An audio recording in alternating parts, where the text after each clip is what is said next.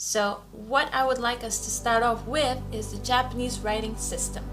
So what do we need to know about the Japanese writing system is that it consists out of 3 writing scripts. The first one is hiragana, hiragana, hiragana. The second one is katakana, katakana, katakana. And the third one is kanji, kanji, kanji. So you might ask, why do we need 3 writing scripts? Why isn't one enough? Because each of these writing scripts play a significant role in this Japanese writing system. So let's take a look. What role does hiragana, katakana, and kanji play? So first of all, hiragana, it is used to write down purely Japanese words, grammatical endings, and honorifics. So we use it for conjugating verbs and things like that, and writing down purely Japanese words.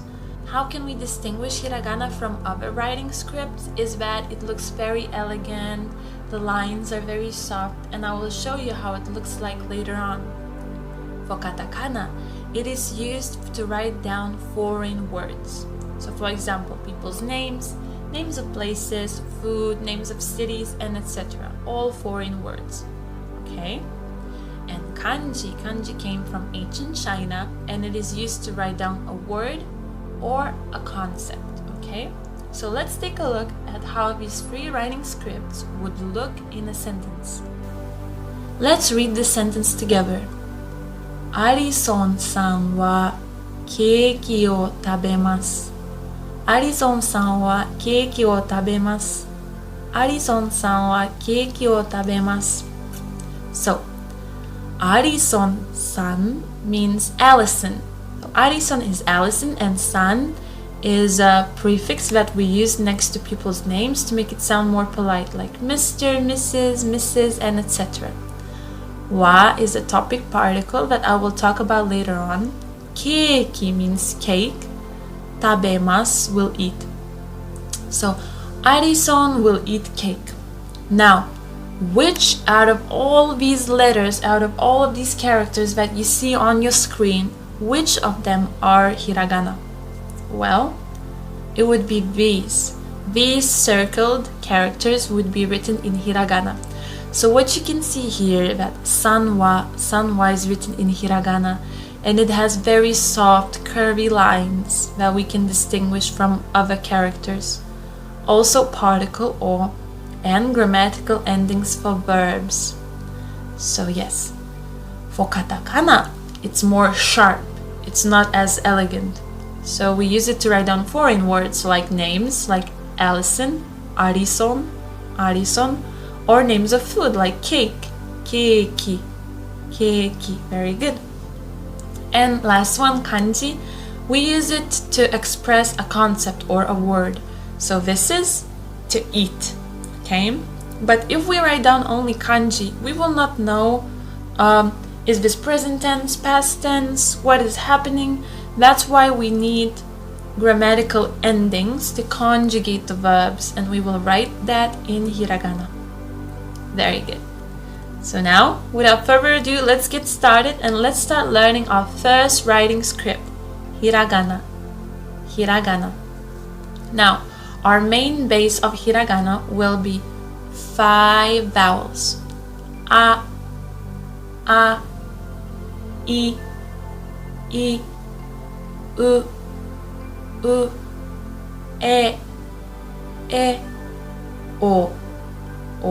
So we have a, I, u, e, o. A, I, u, e, o. Okay, 5 vowels. Now, we need to also know the way how to write them, okay? So we need to know the stroke order. So I will show you the stroke order right now. So our first stroke would be a horizontal stroke, left to right. 1. 1. Very good. Our second stroke would be 2. 2. Very good. And our third stroke would be this curve. 3. So we have 1, 2, 3. 1, 2, 3. Perfect. Now for I,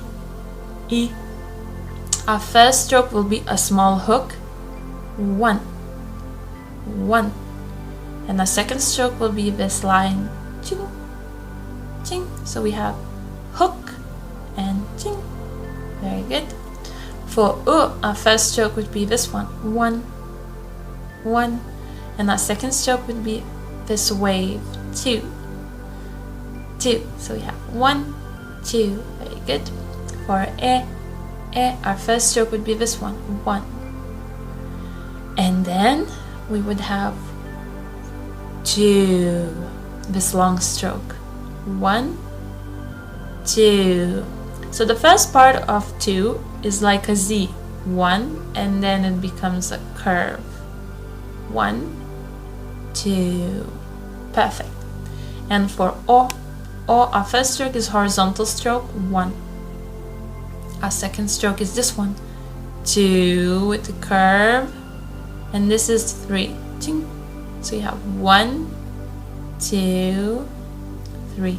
Perfect. So this is our A, I, U, E, O. A, I, U, E, O. Very good. Let's move on to our second line, the K line. And K line is like this. Ka, ka, ki, ki, ku, ku, ke, ke, ko, ko. Ka, ki, ku, ke, ko. Ka, ki, ku, ke, ko. Very good. Now, let's learn how to write them down. Let's learn the stroke order. You ready? Let's go. Our first stroke would be this one, 1. Second stroke would be top to bottom, 2. And this would be our third stroke, 3. So we have 1, top to bottom, 3. Perfect. This is our ka. For ki, we have a first stroke here, 1. Then we have a second stroke here, 2. Then we have our third stroke, 3, and we should stop around here and then leave an empty space in between and then go 4. Why am I saying this to you? Because this is a printed ki letter. When we're writing it down in a handwritten way, it will look differently. So it will have a little space in between. So imagine 1, 2, 3. Someone stops you here, then you make a little break here, and then you continue 4. 1, 2, 3, and you continue here 4. Very, very good. For ku, ku, imagine that it's a small bird flying to your left.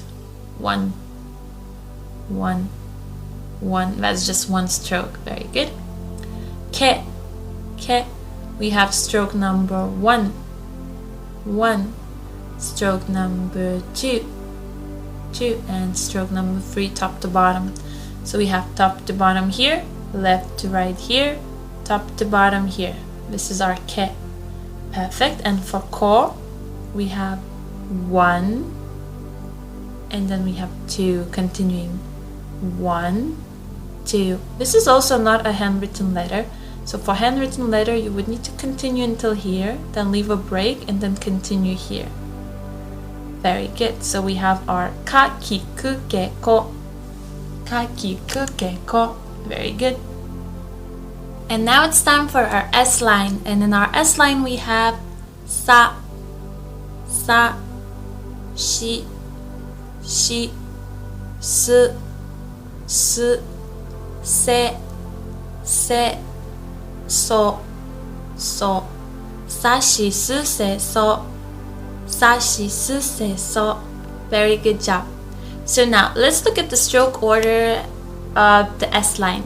So the first stroke for sa would be 1, left to right, horizontally. 1. Then we would go 2, and we would stop around here, and then we would leave a little break, and we would start here, 3. Yes, I know that this little break is not visible here, but when we are handwriting it, it will look differently. So we have 1, 2, stop here, 3, continue. Perfect. Let's move on to shi, shi. So shi basically is like a small hook. Imagine that you're going fishing. So it's just like one, one, one. Very easy. Let's move on to su, su. So we have a horizontal line, one, one. And the second stroke would be one with a curve going down. So one, and then with a curve going down. So this is stroke number one, stroke number two for su. Now let's move on to se, se. So first we have a horizontal stroke left to right, one, one. Then we have top to bottom, two, two, and we have three, three, one, two, three. Perfect. This is our set. And for so, we have 1, 2, 3, 4. So basically it's one stroke. Look, 1, 1. Perfect. So this is our S line. Sa, shi, su, se, so. Sa, shi, su, se, so. Perfect. Now, let's take a look at our T line. So we have ta, ta, chi, chi, tsu, tsu, te, te, to, to, ta, chi, tsu, te, to. Perfect. Now let's look at the stroke order of ta. So first we have left to right, 1. Top to bottom, 2. And we have 3 and 4. 1, 2, 3, 4. Perfect. This is our ta. For chi, we have horizontal line left to right, 1, 1. And our second line would be 2, 2, with like a little wave here. So 1, 2. This is our chi, chi. Perfect. For tsu, we have a small wave, 1, 1. This is our tsu. For te, we also have only one stroke, 1, 1, 1. Very easy. And last one is to. So we have stroke number 1, 1, and stroke number 2, 2, 1, 2. Amazing. Very good. So we have ta, chi, tsu, te, to. Ta, chi, tsu, te, to. Now let's move on to our N line. And here we have na, na, ni, ni, nu, nu, ne, ne, no, no. Na, ni, nu, ne, no. Na, ni, nu, ne, no. Very good. And now let's take a look at the stroke order of na. So we have 1, 2. So left to right, top to bottom, then this one here, 2, and then a little ribbon here. So we have 1, 2, 3, 4. 1, 2, 3, 4. Perfect. This is na. For ni, we have here 1. I know that you cannot see it here, but it should be like a small hook going back up. So 1, and then 2. 1 and 2. So this is ni, ni. For ne, our first stroke would be here, 1. And our second stroke would be like this, 1 and. So we have 1 and then 2. So we have only 2 strokes, but a lot of curves, so be careful. 1 and 2. This is nu. For ne, our first stroke would be top to bottom, 1. And second stroke would be like a Z and then curving up here. So 1 and then 2 curving up. This is ne. And for no, we start here and it's only one stroke, 1. 1, like a bagel. 1. Perfect. So we have our N line. Na, ni, nu, ne, no. Na, ni, nu, ne, no. Very good. Here we have our H line. Ha, ha, he, fu, he, ho, ha, he, fu, he, ho, ha, he, fu, he, ho. Let's start off with ha. So we start here with small hook, one, and again here you cannot see it because it's a typed letter. And a second stroke is here, 2, and a third stroke is here, 3. So we have 1, 2, 3, 1, 2, 3. Perfect. This is ha. For he, we only have one stroke. 1, 1. Perfect. For fu, this is our first stroke, 1. This is our second stroke, 2. Third stroke, 3. Fourth stroke here, 1, 2, 3, 4. 1, 2, 3, 4. Very good. This is fu. For he, we only have one stroke, so we have 1. The right side is a bit longer, as you can see. This is he. And for ho, we have 1, 2, 3, 4. 1, 2, 3, 4. Perfect. So this is ho. So this is our H line. Ha, he, fu, he, ho. Ha, he, fu, he, ho. Very good. Now let's learn the hiragana M line. So let's start off. Ma, mi, mu,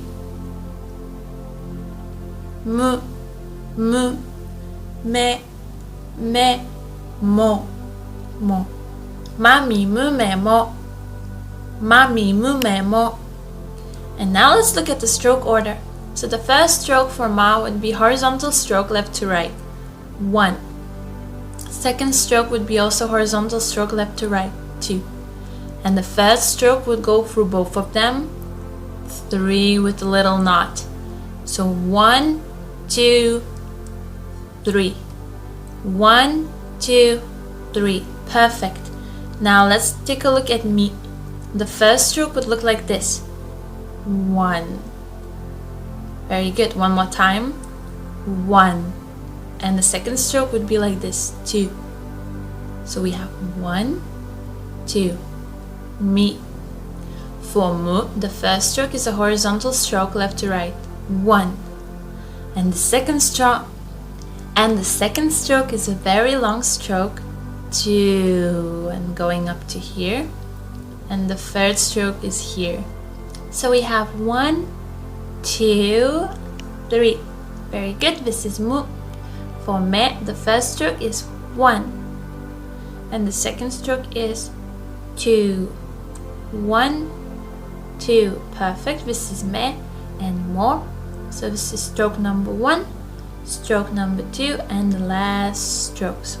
1, 2, 3. 1, 2, 3. Perfect. This is our M line. Ma, mi, mu, me, mo. Ma, mi, mu, me, mo.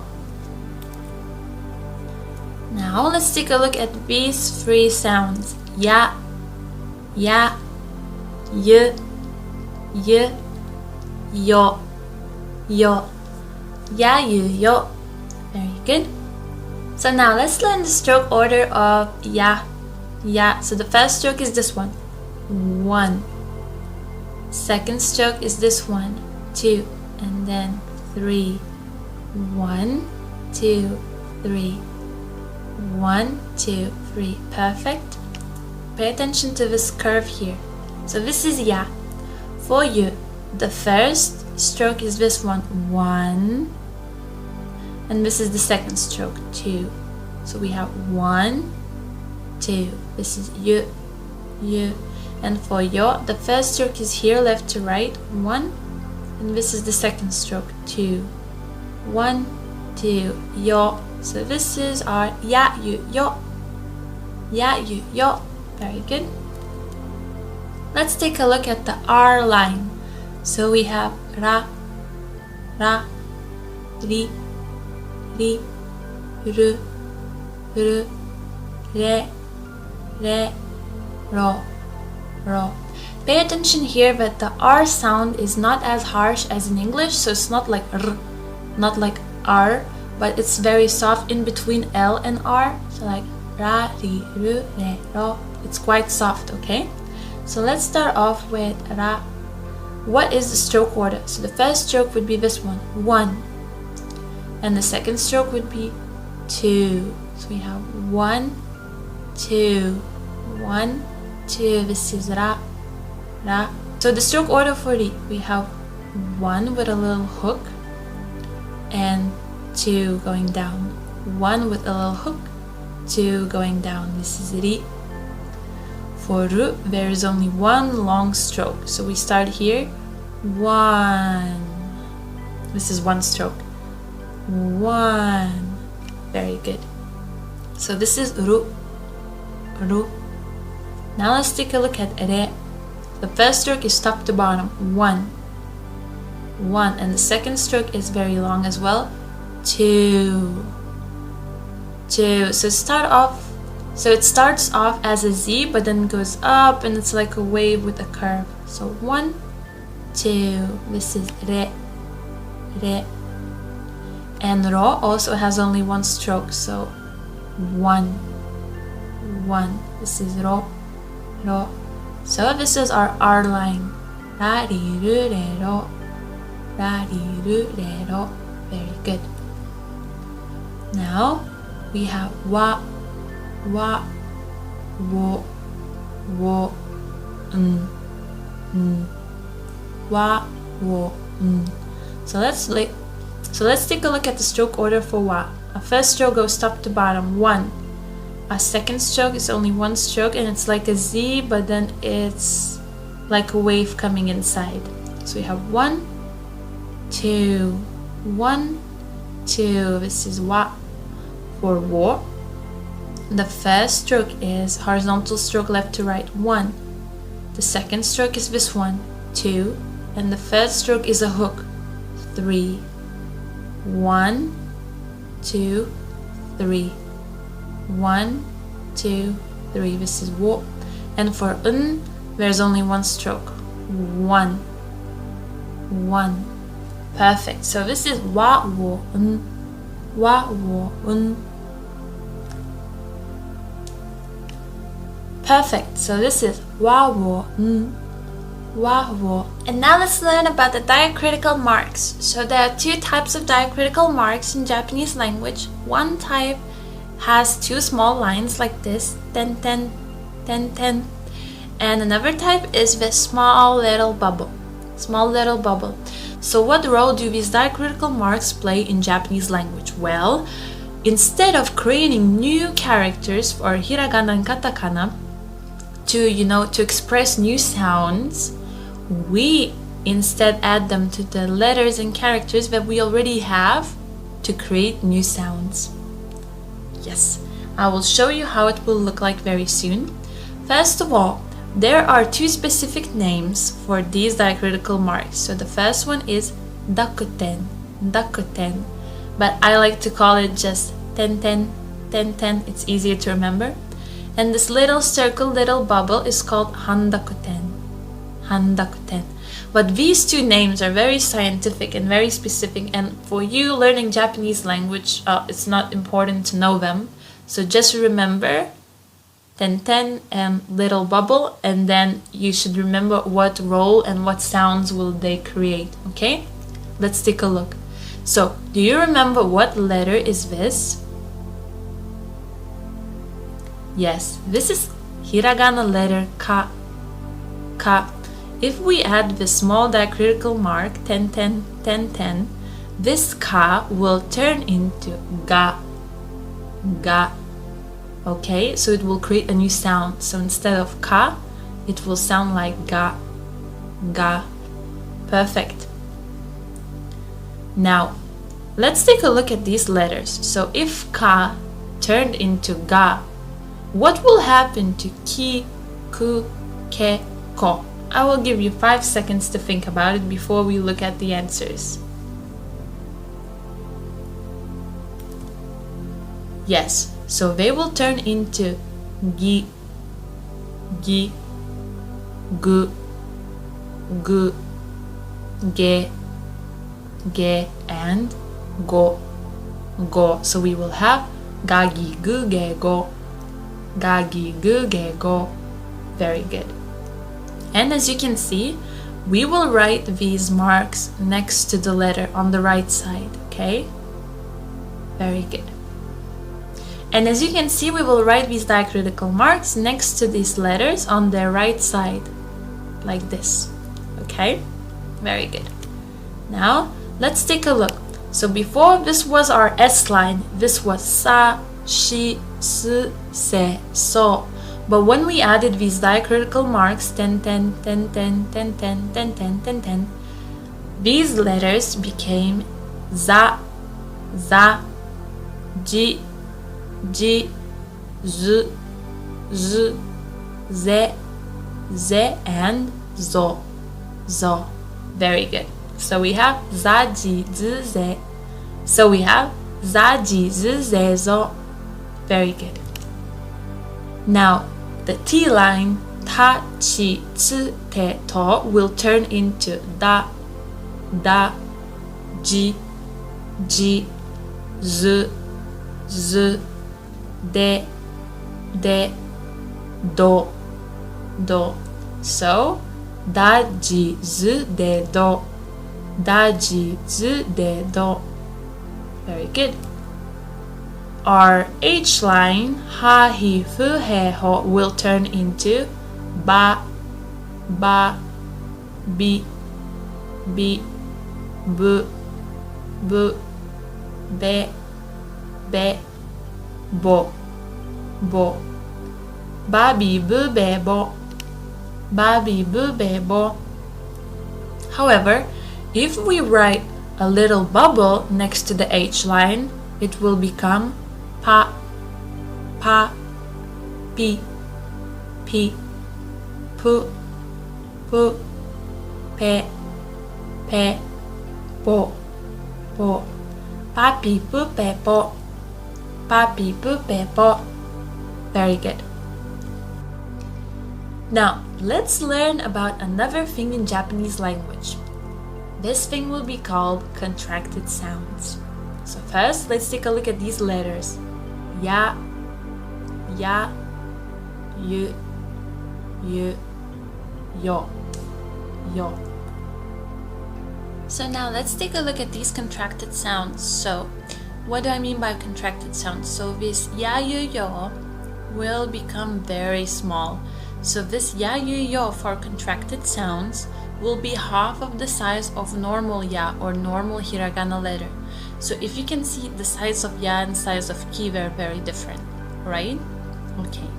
And when we will add this ya, yu, or yo to a normal hiragana character like ki, so ki plus ya will not be kiya. It will be kya, kya, kya. And that's why we will call it contracted sounds, because we will contract them, okay? So here we have kya, kya. Now let's take a look at how this would look like with ki and then afterwards with gi. So ki plus ya would be kya, kya. Ki plus yu would be kyu, kyu. Ki plus yo would be kyo, kyo. Gi plus ya would be gya, gya. Gi plus yu would be gyu, gyu. Gi plus yo would be gyo, gyo. So we have kya, kyu, kyo, gya, gyu, gyo. Very good. Now with shi and with ji. So we will have sha, sha, shu, shu, sho, sho. Ja, ja, ju, ju, jo, jo. Sha, shu, sho, ja, ju, jo. Very good. Now with chi and with ni. So we have cha, cha, chu, chu, cho, cho. Nya, nya, Nyo, nyo, nyo, nyo. Very good. Now with H line, we will have hya, hya, hyu, hyu, hyo, hyo, bya, bya, byu, byu, byo, byo, pya, pya, pyu, pyu, pyo, pyo. Very good. Now with mi and with ri, mya, mya, myu, myu, myo, myo, rya, rya, ru, ru, ryo, ryo. So we have mya, myu, myo, rya, ru, ryo. Very good. Now that we have learned about contracted sounds, let's take a look at prolonged vowels.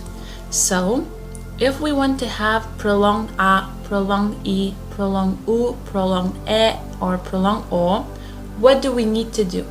Well, if we want to have prolonged a, let's say we have the word okasan, so we have ka here.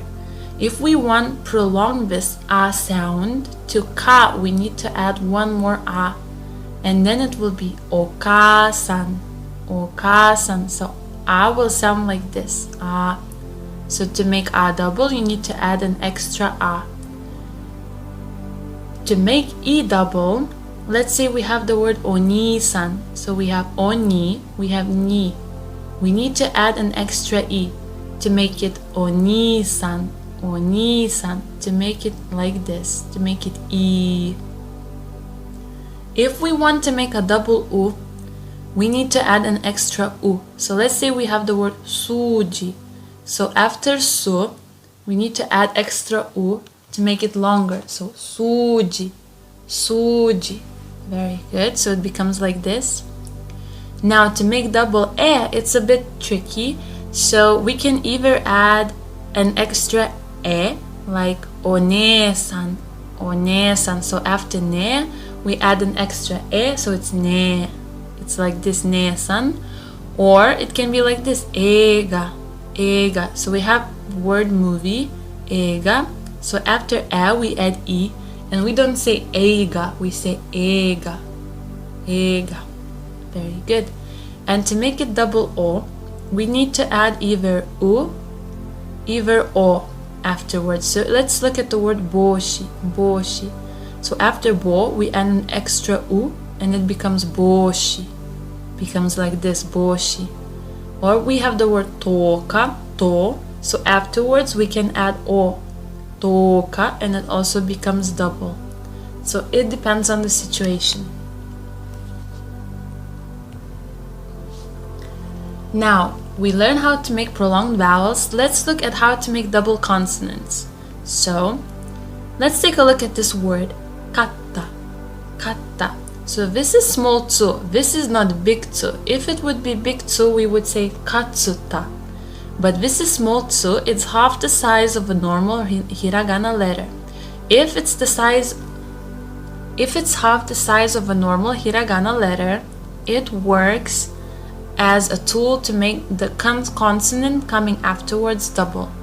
So we don't pronounce it at all, we just make the consonant coming afterwards double. So if we have T, it becomes double T, katta.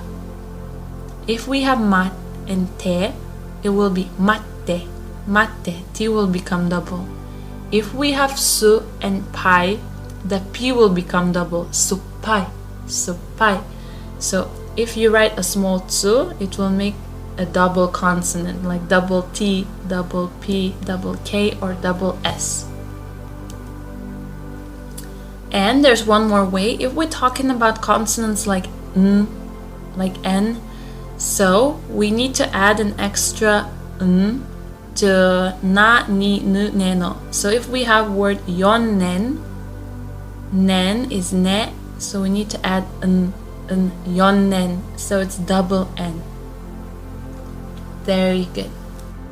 So I want us to review the Japanese writing system. So the Japanese writing system, as we have discussed before, consists of 3 writing scripts. So the first one is hiragana, hiragana. And we have learned hiragana in our previous lesson already. And the second one is katakana, katakana, which we will learn today. And the third one is kanji, kanji. So do you remember what we use each of these writing scripts for? So yes, hiragana is used for purely Japanese words, grammatical endings, or writing honorifics. Katakana is used for foreign words, people's names, names of places, food. So basically all the words that came from other countries. And the last one is kanji, kanji, which came from ancient China. And kanji, they can show us a word or they can show us a concept of something. So let's analyze this sentence one more time. Alison-san wa keiki o tabemasu. Alison-san wa keiki o tabemasu. Alison-san, Allison, keiki, cake, tabemasu, will eat or eats. So san wa, o, and bemasu are all written in hiragana, hiragana. We can see it because they're very curved, very elegant, they're not sharp at all. However, Alison name Allison, and keiki, keiki, cake, they're both written in katakana, and we can see it because katakana is really sharp compared to hiragana. And the last part, tabe, tabe, this is a kanji. Very good. So let's start off with the first 5 sounds of hiragana. A, I, U, E, O. So we have A, I, U, E,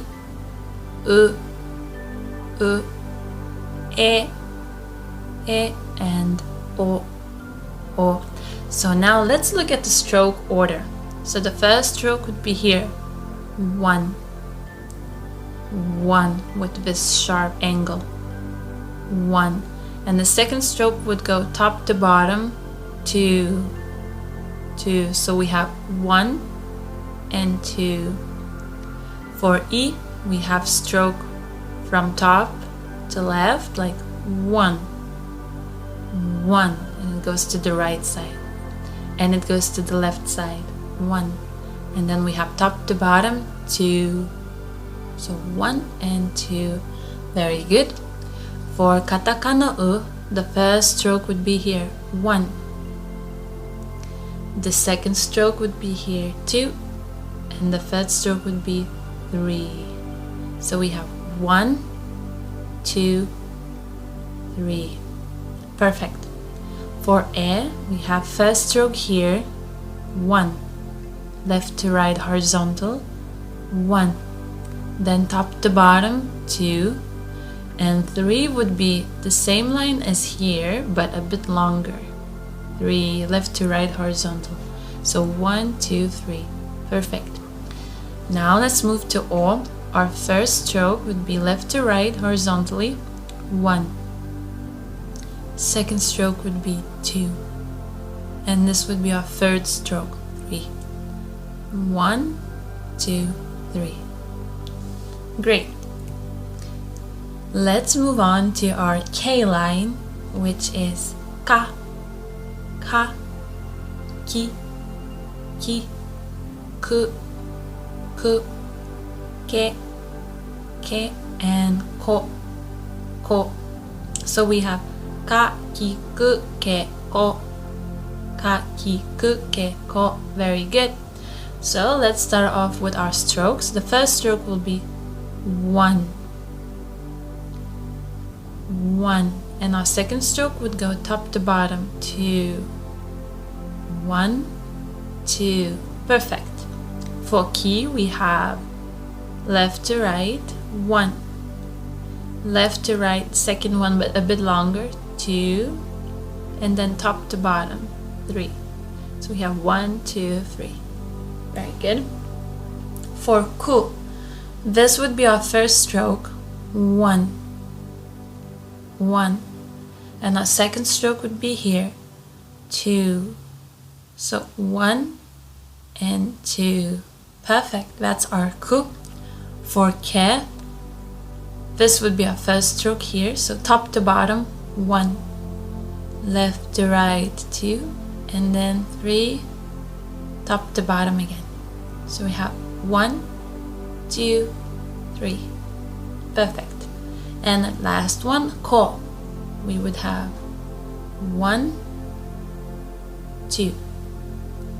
1, 2. So we have this angle, 90 degrees, 1, and then 2. Perfect. So we have ka, ki, ku, ke, ko. Great. Let's move on to our S line. And here we have sa, sa, shi, shi, su, su, se, se, and so, so. So we have sa, shi, su, se, so. Sa, shi, su, se, so. So, our first stroke for sa would be horizontal stroke 1.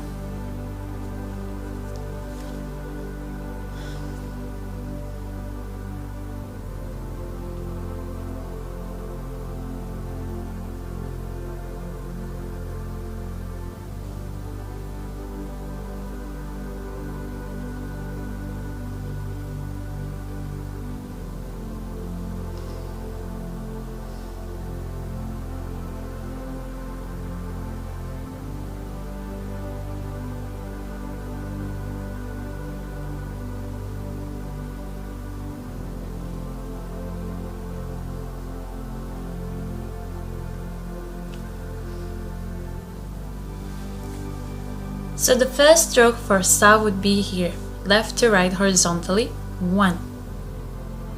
Our second stroke would be here, top to bottom, 2. And it's quite short, so don't make it too long. 2. And our third stroke would be like this, 3. So we have left to right, top to bottom short, top to bottom with a curve. Perfect. Now moving on to shi. Shi. So our first stroke would be here, 1.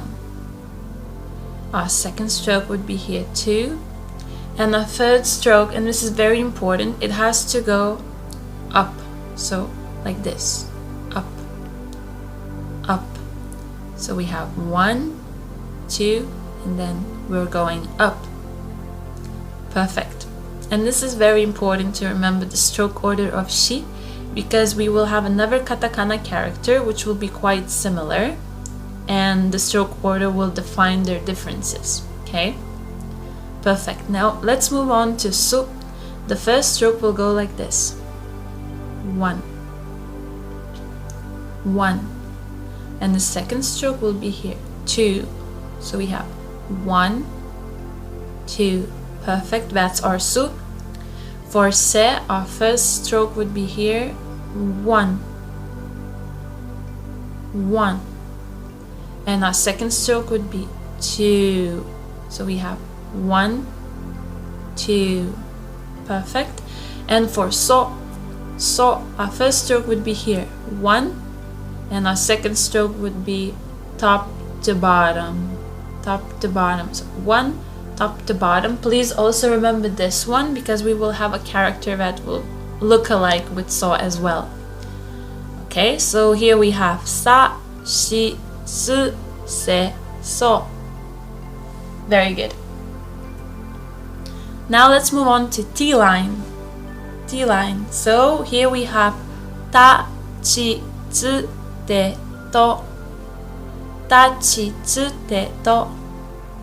Ta, chi, tsu, te, to. Very good. Now let's look at the stroke order. So for ta, the first stroke would be this one, top to bottom, 1. The second stroke would be this one, 2. And the third stroke would be this one, 3. So we have 1, 2, 3. Perfect. Moving on to chi. The first stroke would be right to left, 1. the second stroke would be left to right, 2, and then we would go top to bottom. So we have right to left, left to right, and top to bottom. Perfect.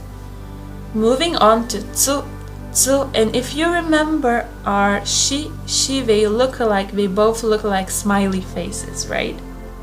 So the stroke order for this one, we have 1, 2, and then we would go top to bottom. 1, 2, top to bottom. Perfect. For te, the first stroke would be a horizontal stroke, so we have 1. The second stroke would be also a horizontal stroke, but a bit longer than the one before, 2, and this would be our third stroke, 3. So we have 1, 2, 3. Perfect. That's our te, te. And for to, the first stroke would be top to bottom, 1. And this would be our second stroke, 2, 1, 2. Perfect. So this is our T line. Ta, chi, tsu, te, to. Now let's move on to our N line, where we have na, ni, nu, ne, no. Na, ni, nu, ne, no. Na, ni, nu, ne, no. Very good. Now let's look at the stroke order. So for na, the first stroke is a horizontal stroke, left to right, 1. And the second stroke is top to bottom, 2. So we have 1, 2. Perfect. Second stroke, for ni, the first stroke would be 1.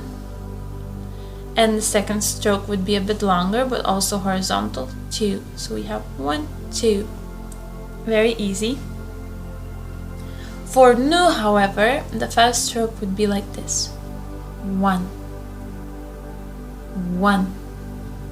And second stroke would be 2. 2. So we have 1, 2. For ne, the first stroke is the top stroke. 1. The second stroke is 2. The third stroke is 3. And this is 4. So we have 1 top to bottom, 2, 3 top to bottom, 4. Amazing. And for no, we just have top to bottom, 1.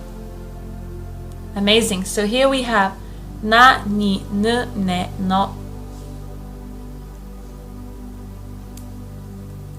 Now let's move on to our H line, where we have ha, hi, fu, he, ho. Ha, hi, fu, he, ho. Ha, hi, fu, he, ho. So for the stroke order of ha, we have 1 and 2. 1 and 2. Very good. For he, our first stroke would be this one, left to right, 1. 1. And our second stroke would be this one, 2. So we have 1, 2. For fu, it's just one stroke, so it's very easy. 1, 1. For he, it's also only one stroke. 1, 1. And for ho, we have 4 strokes. We have 1, 2, 3, 4. So we have horizontally going 1, vertically going 2, then we have 3 and 4. So this is our H line. Ha, hi, fu, he, ho. And now let's move to our M line. So we have ma, mi, mu, me, mo. Ma, mi, mu, me, mo. Ma, mi, mu, me, mo. Okay, let's look at the stroke order of ma. So the first stroke is 1, 1, and the second stroke is 2. So we have 1, 2. Very good. For mi, we have 3 strokes. So we have 1, 2, 3. So we have 1 short, 2 short, and 3 is the longest one. 1, 2, 3, 10, 10, 10. Very good. Our third one, mu. So the first stroke would be this one. 1, 1, 2. Second stroke. First stroke, second stroke. 1, 2, 1, 2. Very good. Me. The first stroke would be 1, 2. First stroke, second stroke. First stroke, second stroke. This is me, me. And for mo, we have first stroke, second stroke, third stroke. First stroke, second stroke, third stroke. Mo, mo. So we have ma, mi, mu, me, mo, and that's our M line. Very good, guys. So now let's take a look at these 3 one. So now let's take a look here. We have ya, yu, yo, ya, yu, yo, ya, yu, yo. Perfect. So the first stroke for ya would be this one, very sharp. 1, 1.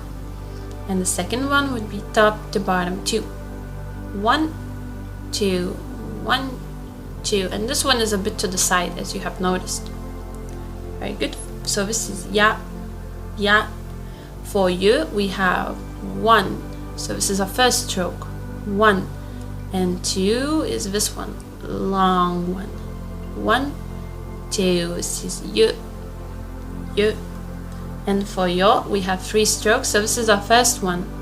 1, 1, 2, 2, and this is 3, 3. So we have 1, 2, 3. Very good. Ya, yu, yo, ya, yu, yo. Now we are moving to our R line. So here we have ra, ri, ru, re, ro, ra, ri, ru, re, ro. So the stroke order for ra: 1. This is our first one, horizontal stroke. 1. And our second stroke would be this one, 2, 2. And if you take a look here, the bottom part looks exactly like katakana fu, fu. Okay, so you have 1 and 2. Perfect. Now ri. So our first stroke is this one, 1, 1, and the second one is 2 with the curve. 1 and 2 with the curve. That's ri, ri.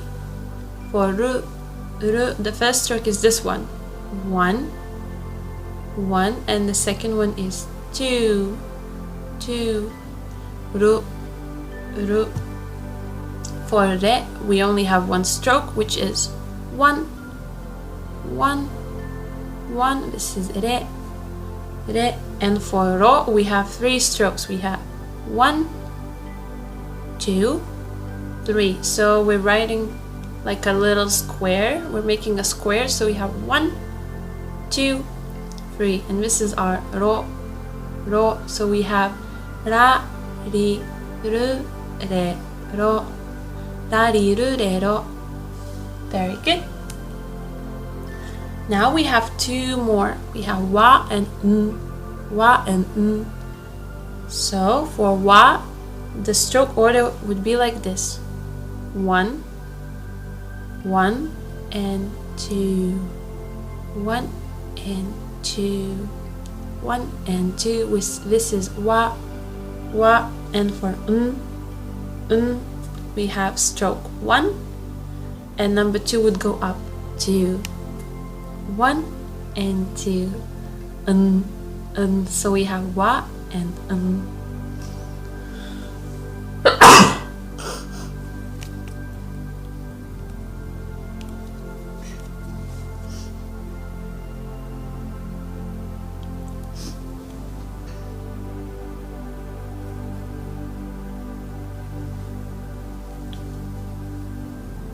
Now, just like in hiragana and katakana, we also have diacritical marks. So we have these two, ten ten, ten ten, and we have this one, a round one.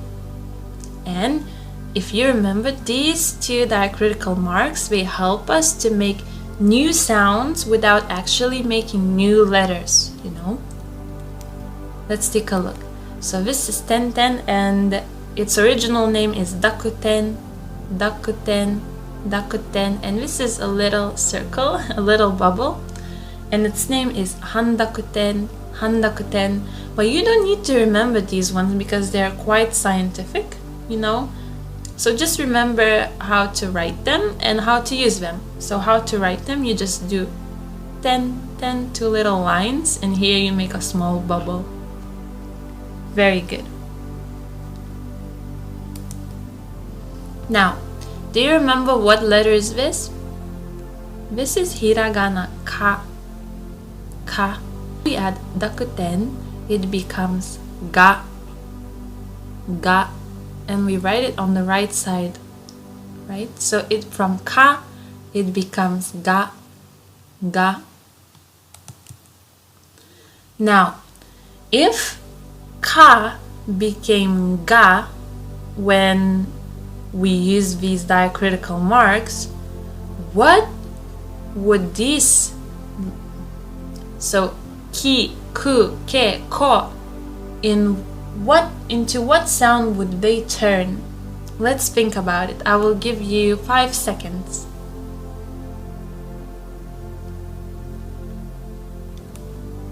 So yes, they would turn into gi, gi, gu, gu, ge, ge, and go, go. Very good. So we have ga, gi, gu, ge, go, ga, gi, gu, ge, go. Now here we had sa, shi, su, se, so, but with diacritical marks, these sounds become za, za, ji, ji, z, z, ze, ze, zo, zo, za, ji, z, ze, zo. Very good. Now T line, ta, chi, tsu, te, to would become da, da, ji, ji, z, z, de, de, do, do. So it would become da, ji, z, de, do, da, ji, z, de, do. For H line, from ha, hi, fu, he, ho, they would become ba, bi, bu, be, bo, ba, bi, bu, be, bo. So we have ba, ba, bi, bu, bu, be, bo, bo. Very good. Now if we add that little circle, the H line would become pa, pa, pi, pi, pu, pu, pe, pe, po, po, pa, pi, pu, pe, po, pa, pi, pu, pe, po. Very good. Now, just like in hiragana and katakana, we also have contracted sounds with ya, ya, yu, yu, and yo, yo. If you remember, we need to write these contracted sounds ya, yu, yo very small, very small. So if normal ya would be big like this, for contracted sounds, it would be half of a real letter, okay? Half the size. Let's take a look. So if we have katakana ki, ki, and we add ya, ya, please take a look at how this one is smaller than normal katakana letter. Together, if we put them, it becomes kya, kya.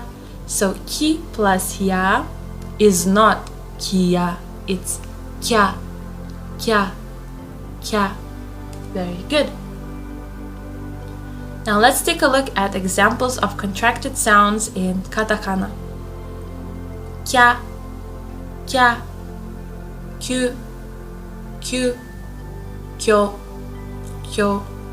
And with diacritical marks, gya, gya, gyu, gyu, gyo, gyo. So we have kya, kyu, kyo, gya, gyu, gyo. Kya, kyu, kyo, gya, gyu, gyo. Very good. Other contracted sounds: sha, sha, shu, shu, sho, sho. And with diacritical marks, ja, ja, ju, ju, jo, jo. So we have sha, shu, sho, ja, ju, jo. Sha, shu, sho, ja, ju, jo. Very good. Then we have cha, cha, chu, chu, jo, jo. Cha, chu, jo. Nya, nya, nyu, nyu, nyo, nyo. Nya, nyu, nyo. So we have cha, chu, jo, nya, nyu, nyo. Cha, chu, jo, nya, nyu, nyo. And for our H line, we have hya, hya, hyu, hyu, hyo, hyo. Bya, bya, byu, byu, byo, byo. Pya, pya, pyu, pyu, pyo, pyo. Hya, hyu, hyo, bya, byu, byo, pya, pyu, pyo. Great job. And mya, mya, myu, myu, myo, myo. Mya, myu, myo. Rya, rya, ru, ru, ryo, ryo. Ra, ru, ryo. So we have mya, myu, myo. Ra, ru, ryo. Mya, myu, myo. Ra, ru, ryo. Very good. Now, just like in hiragana, in katakana as well, we have prolonged vowels. So let's take a look. When we have prolonged a, so let's say we have sound ka, ka. If we want to make it sound double, in hiragana we would add an extra a. But in katakana we add this line and then we know that it's prolonged. So then we pronounce it as ka, ka. And it becomes double like this, and we can transcribe it like this: ka, ka. Now for double e, e. In hiragana we would add an extra e, but in katakana again we add this long line. So if we have sound ki and we add this, it will sound ki, ki, like this, prolonged. For double u, we have sound su. So if we want to make it sound longer, we add this line and then it sounds like su, su, su, like this. For double e, let's say we have ke, ke, we want to prolong it, we add this line and it sounds ke, ke, ke, like this. And for double o, let's say we have bo, bo, we add this line, it sounds bo, bo, like this. So we have ka, ki, su, ke, bo. So we need to add this line to prolong our vowels. So now, just like hiragana, katakana also has double consonants, and when we were talking about hiragana, we added a small tsu, and we do the same thing with hiragana, and we do the same thing with katakana. We add a small tsu, but katakana tsu, the smiley face. Okay, 1, 2, 3, to make the consonant coming after double. So let's take a look at this word: sakka, sakka, sakka. So because of the small tsu, k becomes double, and because of this prolonged line, we have a prolonged vowel, ka. So we have sakka. Very good. Take a look at this example: kappu, kappu. So P becomes double because we have a tsu in between. Because we have tsu before. Kappu. Now kitchen. Kitchen. We have small tsu before ch, chi. So we have kitchen. Very good. So T becomes double, P becomes double, K becomes double, S becomes double, and Chi becomes double. Okay, so all the consonants become double if we write small tsu before them. So now, because katakana is used to write down foreign words, sometimes we still have problems, for transcribing what is written. So sometimes we need to make special sounds in katakana to write down foreign words, okay? So these are katakana foreign sound combinations. Let's take a look. So we have u and small e next to it, and then we would say that it's we, like we. Then we have u and e, small e, so we, like this, we. Then we have u and o and wo, like this. She and e, she, G and e, je, chi and e, che. So we have we, wo, she, je, che. We make these special sounds to write down foreign words.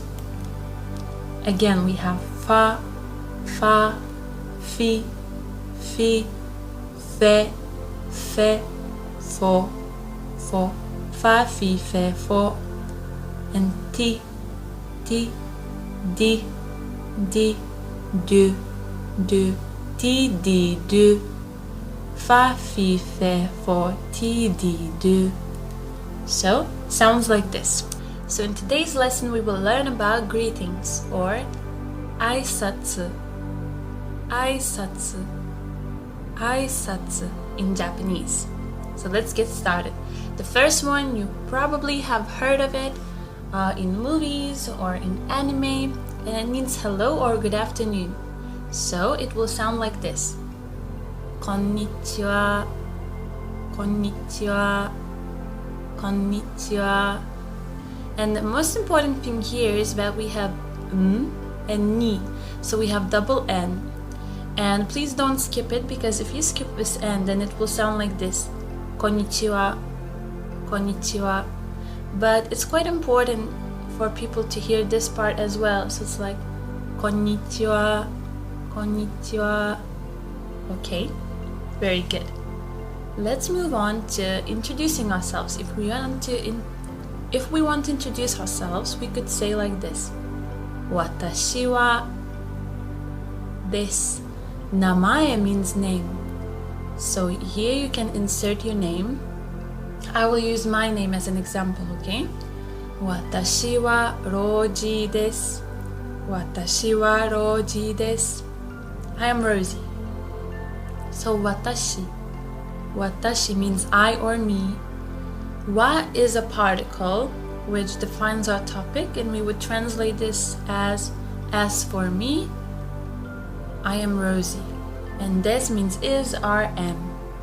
So one more time. Watashi wa Roji desu. Very good. Another way to introduce ourselves is to say Watashi no namae wa Roji desu. Watashi no namae wa Roji desu. My name is. So watashi no means my, namae means name.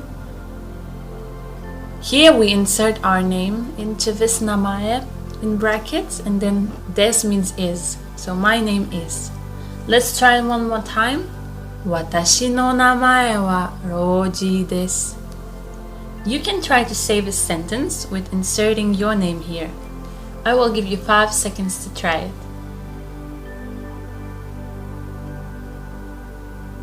How did it go? Was it all good? Great. Then, let's move on. How can we ask, what's your name? What's your name? We would ask it like this. Onamae wa nan desu ka? Onamae wa nan desu ka? Onamae wa nan desu ka? Very good. So namae means name. O is a honorific particle. So if we're talking about someone else's name, we're asking someone else's name, we want to make it sound very polite. So we add o before namae. O namae wa nan desu ka? Nan means what? Des means is, and ka is a question marker. So, what is your name? O namae wa nan desu ka? Very good. Now, when we want to say nice to meet you, there are two ways in Japanese to say nice to meet you. Okay? So the first one is hajimemashite. Hajimemashite. Hajimemashite. Very good. And the second one is yoroshiku onegai shimasu. Yoroshiku onegai shimasu. Yoroshiku onegai shimasu. Although this one ends in su, we don't say onegai shimasu, we say onegai shimasu, so as if the u disappears, okay? So how these two nice to meet you are different? Well, hajimemashite is the first word that we would say when we're meeting someone for the first time. We wouldn't say like, hello, good morning, good afternoon. We would say hajimemashite, nice to meet you.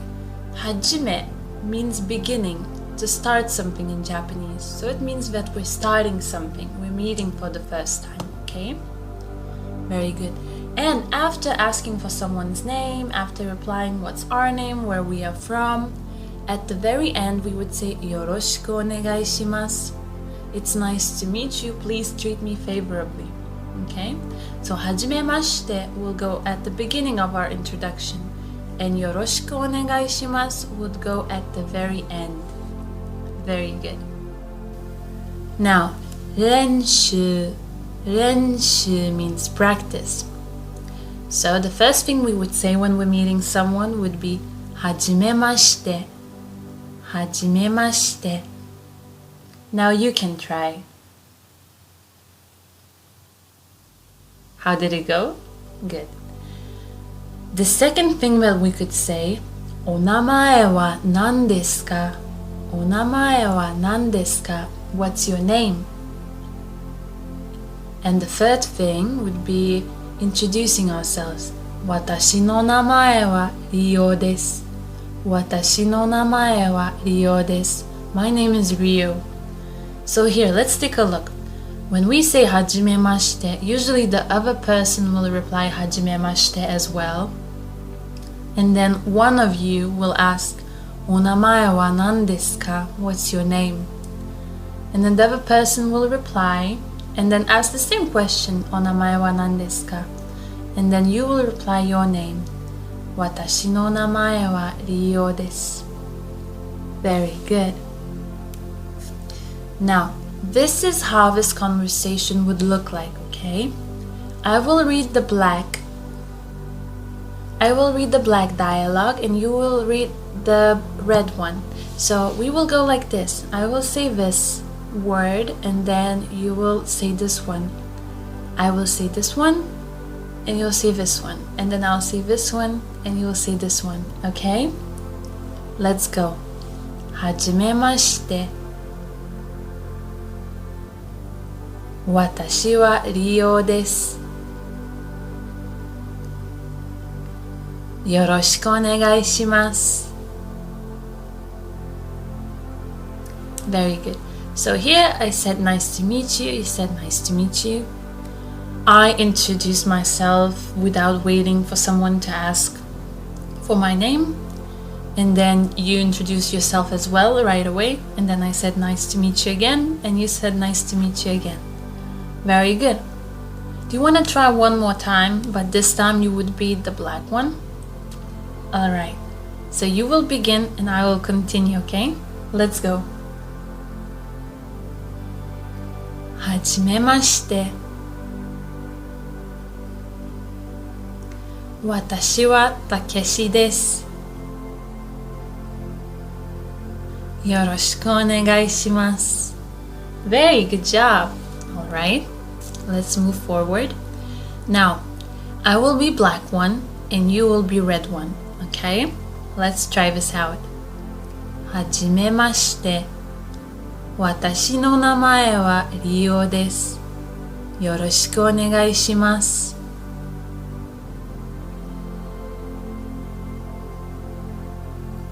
お名前は何ですか?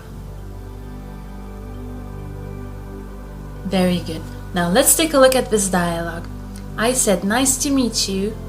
My name is Rio. Nice to meet you again. And then you said, nice to meet you, okay? But then you didn't mention your name, and sometimes that happens if there are like many people, like 5 people meeting for the first time, So then I ask you, お名前は何ですか? What's your name? And then you reply to me, my name is Takahashi. Very good. Let's move on. How to say good morning in Japanese. So this is an informal way to say good morning. Ohayo. Ohayo. Ohayo. A more formal way of saying good morning is Ohayo gozaimasu. Ohayo gozaimasu. Ohayo gozaimasu. So we add gozaimasu to make it more formal. If we're saying Ohayo gozaimasu, we can say it to anyone older than us, to people that we don't know so well. But Ohayo, only this part, we can say only to people that are very close to us, our family members or friends, okay? So again, good afternoon. Konnichiwa. Konnichiwa. Konnichiwa. Good evening would be konbanwa. Konbanwa. Konbanwa. So although here this is hiragana ha, but sometimes we pronounce it as wa. Good night in an informal way would be oyasumi. Oyasumi. Oyasumi. Good night in a formal way would be oyasumi nasai. Oyasumi nasai. Oyasumi nasai. Very good. Long time no see. Ohisashiburi desu. Ohisashiburi desu.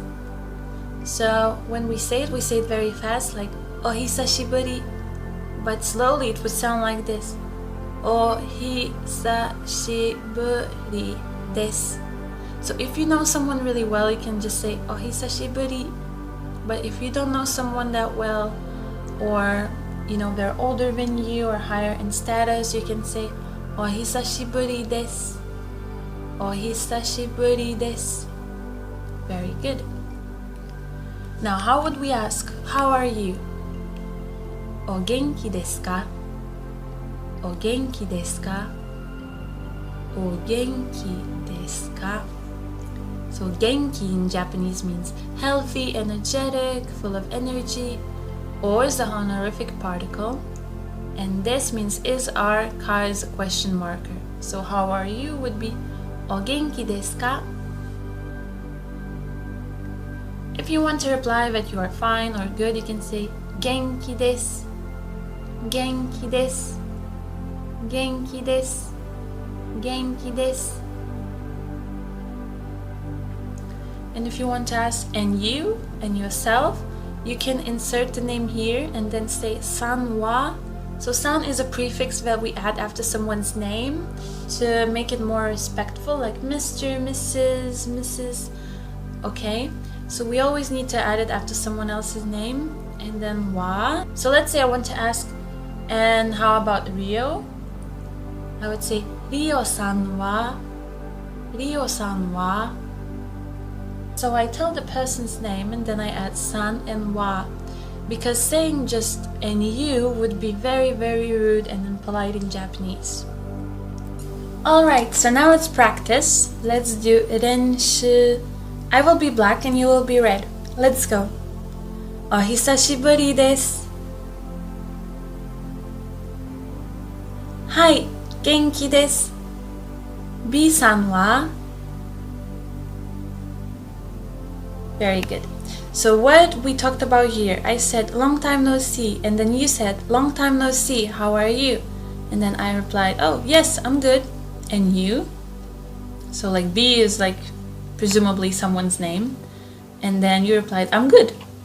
Very good. Now let's switch roles. I will be red and you will be black, okay? Let's go. お久しぶり。お元気ですか? And now let's switch role. お久しぶりです。お元気ですか? 元気です。Very good. Now, how to say goodbye in Japanese. I know that a lot of people have heard this way of saying goodbye in movies and TV and etc. And how we pronounce it is sayonara, sayonara, sayonara. It means goodbye. But Japanese people wouldn't say this very often, like they wouldn't say it among friends or family members because sayonara, it sounds like you're not going to see someone ever again. It's like goodbye forever. So it's useful knowing it, but I wouldn't use it because it's a bit weird. Usually people say like bye bye, bye bye, like in the English way, right? Or the most commonly used phrases are see you later, and we have a lot of them. So see you can be じゃあね、じゃあね、じゃあね. So it's very informal. It's like among friends and you're like see you, じゃあね, or じゃあ. Now if you want to say to someone see you tomorrow, you can say また明日, また明日. Mata means again, 明日 means tomorrow. So また明日, see you tomorrow. Another way to say see you can be またね, またね, またね. And I really like using this one. And there's another one, see you later. And see you later would be また後でね, また後でね, また後でね. Ato means later, mata means again. So again later. また後でね means see you later. Very good. So our new topic is manners. Let's get started. So the first word we will learn today is お願いします。お願いします。お願いします。So it means please. And what it literally means is I'll ask you to do me an honorable favor. I'm asking you to do something for me. 使い方 使い方 How to use it. So the first way to use it is when you ask someone else to do something for you or you are counting on them to do something, okay? So let's read this first sentence. ワインをお願いします。ワインをお願いします。So wine means wine. お願いします please. So you can say wine please and it would mean oh, could you please bring me wine? But this would be very, very, very polite. ワインをお願いします。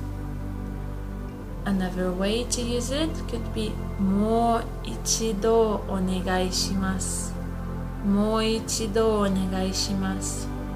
One more time please. So let's say you're talking to a native Japanese speaker and they're talking a bit too fast and you want them to repeat what they have just said. You can just say もう一度お願いします。One more time please.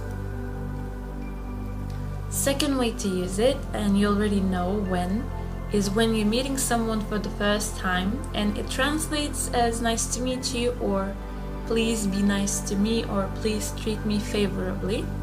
And it is よろしくお願いします。よろしくお願いします。So it comes with this よろしく。よろしくお願いします。third way to use it is when someone says they're going to do something or help you in some way, and when you say onegai shimasu, it's like, oh, please do that. That's so nice of you. So let's take a look at this example. 本当ですか?本当ですか?じゃあお願いします。じゃあお願いします。本当 means really. 本当ですか? Really? じゃあ then お願いします. Please do that. So as you can see, there are so many ways to use this word onegai shimasu, and it will be used every day in Japanese language. So I highly recommend using it. And another thing is that if you're working with Japanese people, using onegai shimasu or yoroshiku onegai shimasu will be very important, because it can also mean like thank you for your valuable time, or let's start working hard together. So it's a very, very important phrase. Moving on to kudasai. Kudasai. Kudasai. Kudasai also means please, but please in a sense when you're asking for someone to give you something or do something for you, and then you need to use this particle o before the word kudasai. So we have o kudasai, o kudasai. Very good. Tsukaikata, tsukaikata. So the first way to use it is when you're asking for someone, please give me something or please do something for me. So you can say それをください。それをください。それ means that. So それをください. That please. So please give me that. Or お茶をください。お茶をください。お茶 means tea in Japanese. So tea please. Please give me tea. So this is the first way to use it, is when we use it with noun and o kudasai. Noun and o kudasai, please give me something.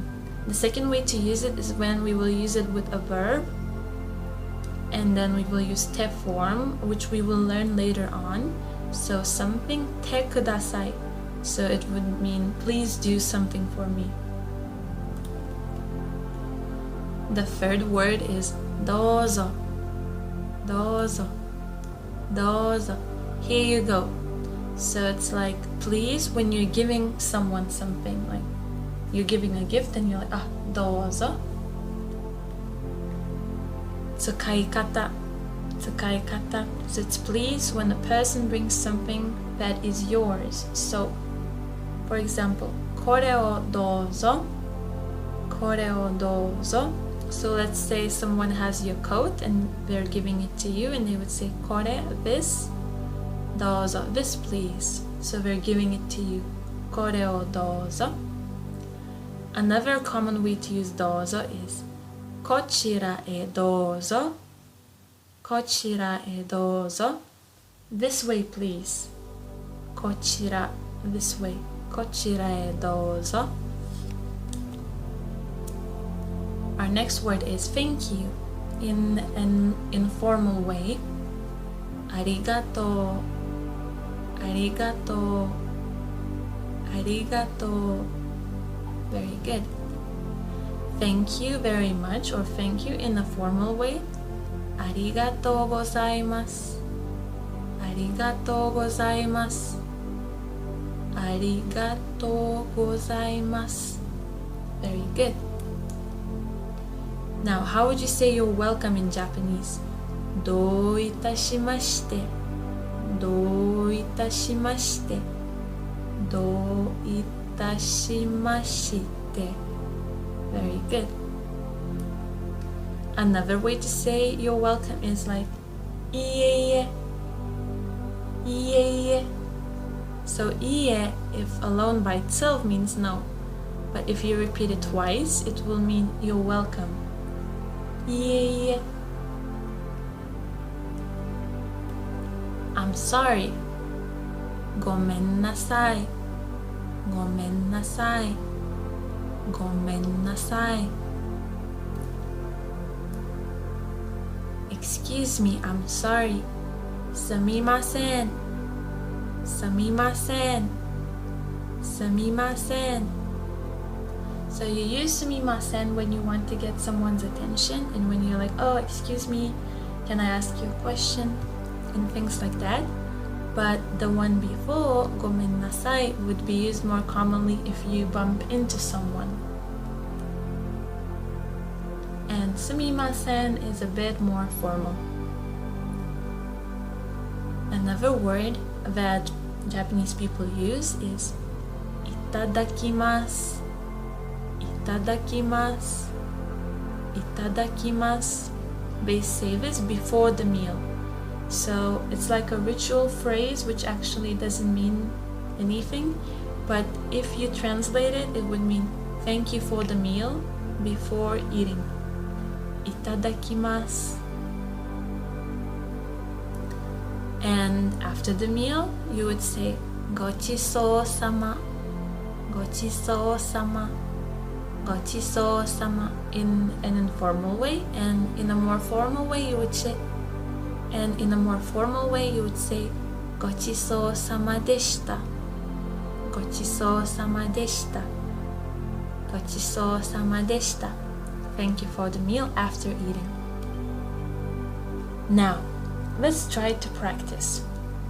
I will read to you some situations and try to guess which word would be used in these situations, okay? So the first one, you are walking in a store and accidentally nudge someone as you pass by. You say, sumimasen or gomen nasai. Gomen nasai. So I think gomen nasai would be more commonly used in this situation, because sumimasen is more like excuse me, sorry, but some people might use this one as well. Our second situation is, you are sitting in a restaurant and want some more water and you need to call over the waiter. You say, sumimasen. Sumimasen. Sumimasen. Yeah, you use sumimasen because it's like, oh, excuse me. Our third situation is, you are hungry and you eat your roommate's last homemade cookie, not knowing which she was saving it. You say, gomen.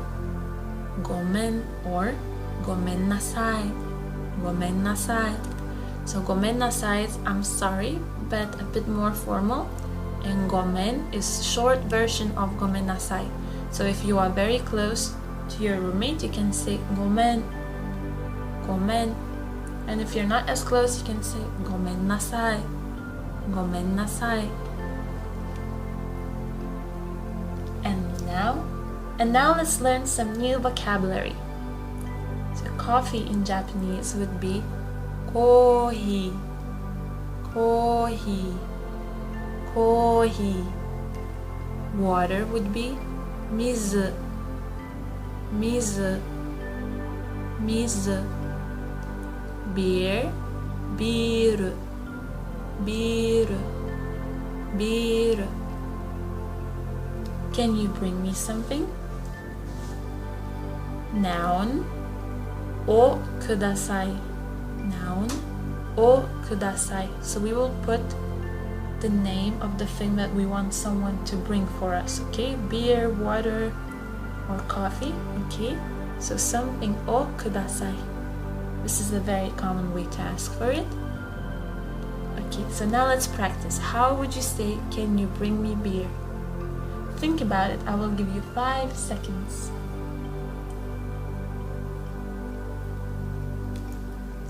Biru o kudasai. Biru o kudasai. Beer, please. Please bring me beer. Very good.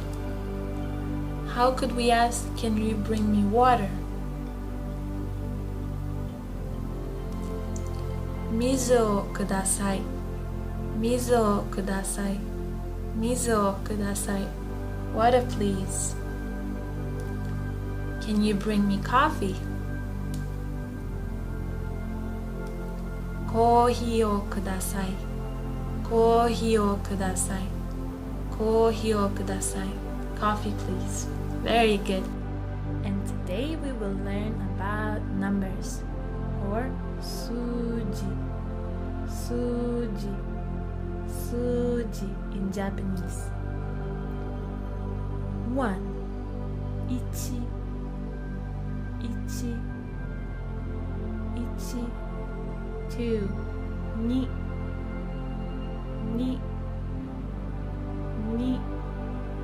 3 3 3 3 4 4 4 4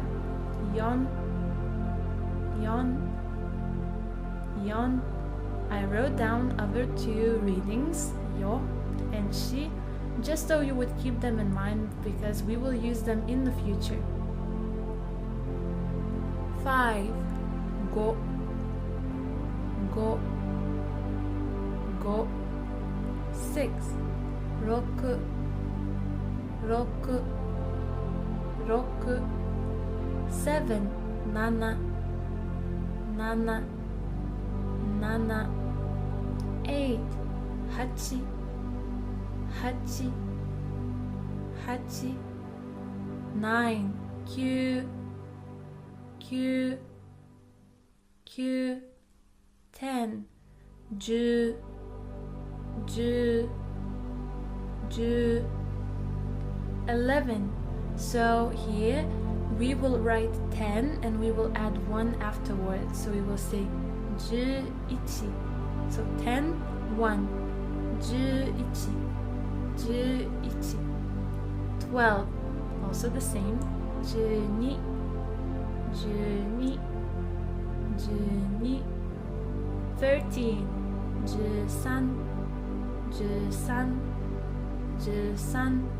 14 14 14 14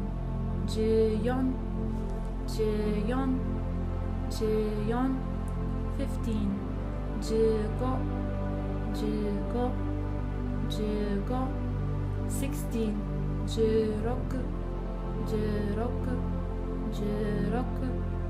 17 17 17 17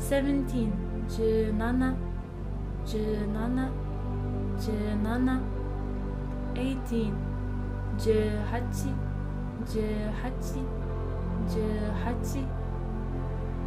19 19 19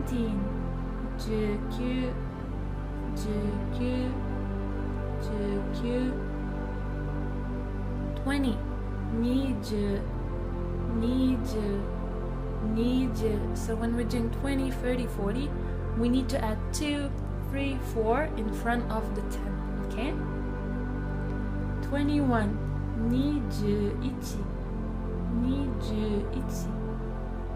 21 21 22 22 22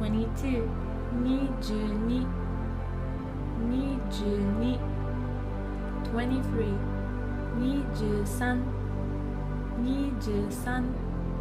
24 24 24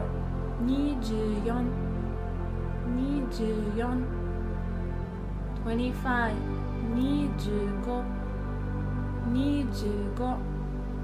26 26 26 27 27 27 28 28 28 29 29 29. Now if we want to continue with 30, it would be exactly the same, so we would add 3 in front of the 10 and then it would be 30 30, and then afterwards to 30 we just add 1 2 3, so 31 32 33 and etc. Same thing goes with 40. 40 41 would be 41 42 would be 42 50 50 51 would be 51 52 52 and etc. 60 60 61 61 62 62 70 70 71 71 72, 72, and etc. 80, 80, 81, 81, 82, 82, 90, 90, 91, 91, 92, 92,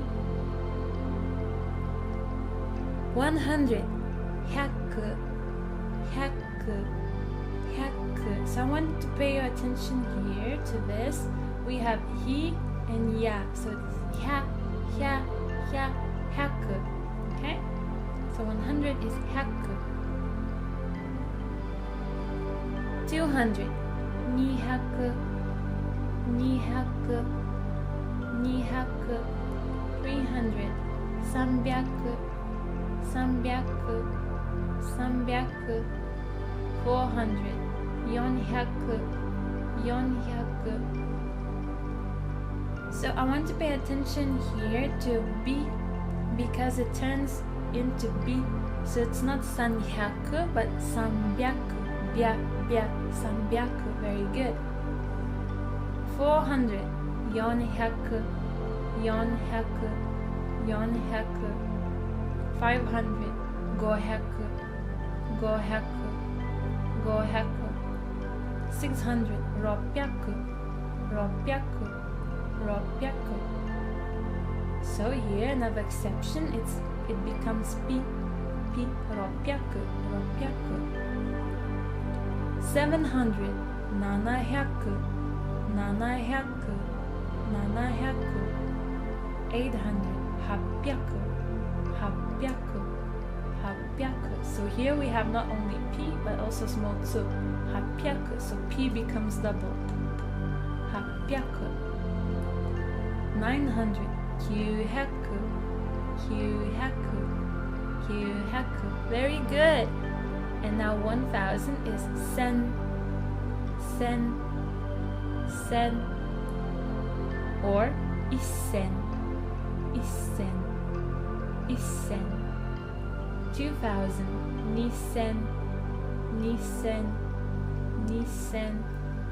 3000, sanzen, sanzen, sanzen. It's an exception here with the Z. 4000, yonsen, yonsen, yonsen. 5000, gosen, gosen, gosen. 6000, rokusen, rokusen, rokusen. 7000, nanasen, nanasen, nanasen. 8000, hassen, hassen, hassen. So we have an exception here with small 2 and S, hassen.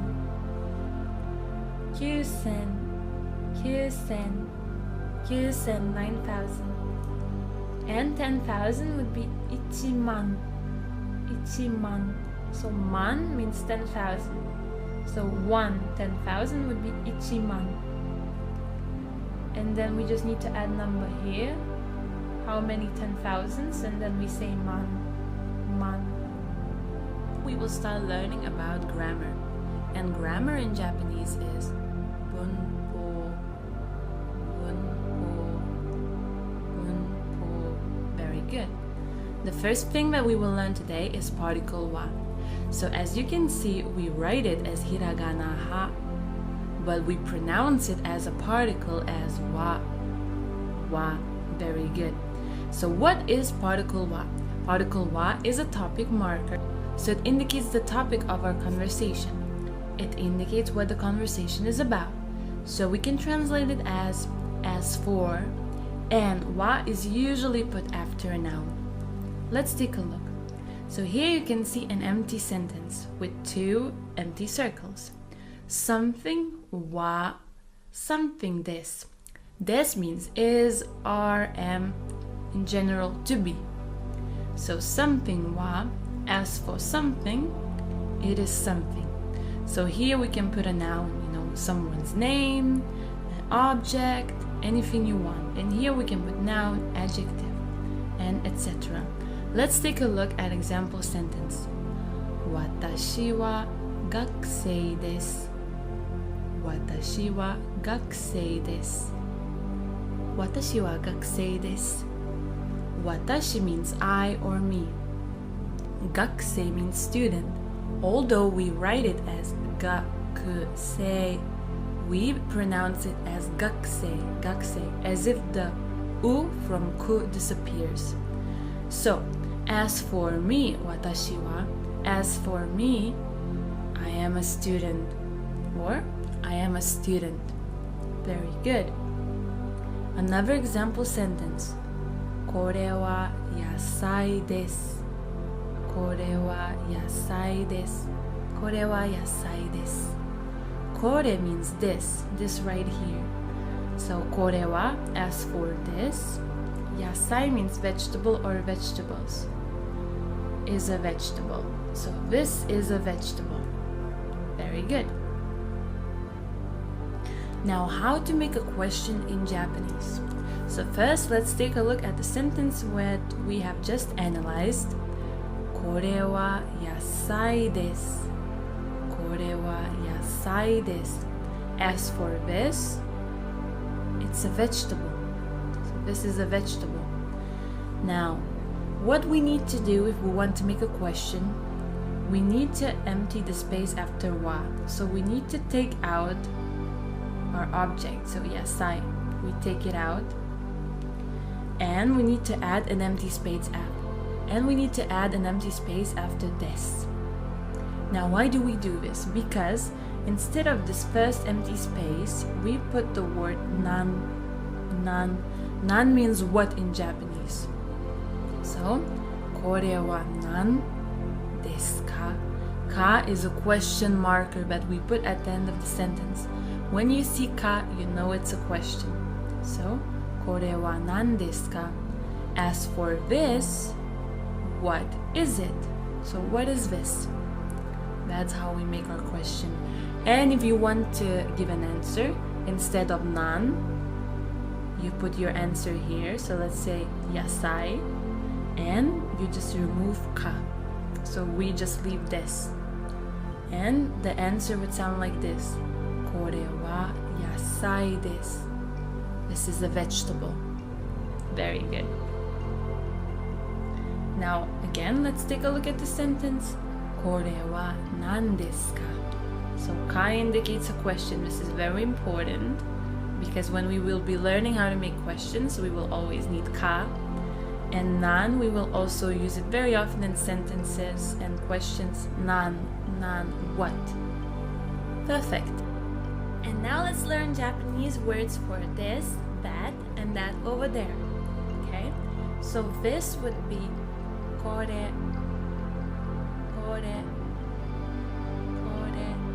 That would be それ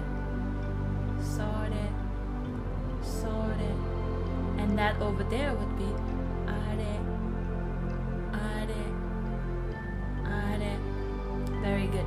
So we use これ when we don't actually say this wallet, this house, this flower, when we don't name the object, okay? So we just want to say this, okay? So if I have a wallet next to me, I would just say これ this. However, I could also use it in a sentence like this. これは as for this is a wallet. 財布です. Okay? But you couldn't say これ財布, this wallet. It wouldn't be logical in Japanese because there's another word to use it like that, okay? So now, let's start off with this. これ Now, we use this word when we are talking about an object that is next to the speaker. Okay? So let's imagine we are the speaker, like you are the speaker or I am the speaker, and this wallet is next to me. So I would say これ this. And if I would want to say this is a wallet, I would say これは財布です. これは財布です. But I couldn't use it as this wallet. Okay? Keep it in mind. Very good. Now, we have our second word, sore, sore. So we are the speaker and we are here, and the listener or our partner is here. And so the object that is next to her for us would be sore, sore, that. So it's a little bit far away from us, but not so far away. So it would be sore, sore, that. And if we would want to say that is a wallet, we would say それは財布です。それは財布です。That is a wallet. Okay, very good. Now, are is that over there. So it means it's far away both from the speaker and the listener. So we are here and the wallet is over there. And we would say あれは that over there. And if we would want to say that over there is a wallet, we would say あれは財布です。あれは財布です。Very good. And now let's learn a Japanese word for this, that, and that over there when we're using it together with a noun. What do I mean together with a noun? When we want to say this wallet, that over there. Because before we learned this, that over there for saying just this, that, without the noun. And now when we want to name it very clearly, we will use these words. Kono, kono, sono, sono, ano, ano. So again, let's imagine that you are the speaker here. The wallet is next to you and you want to say this wallet. You would say この財布、この財布、この財布. Very good. Now let's say the wallet is next to your friend, to the listener. For you, it would be that wallet. Right here, right? その財布、その財布、その財布. Amazing. And that wallet over there, far away from both of you, would be あの財布、あの財布、あの財布. That wallet over there. Perfect.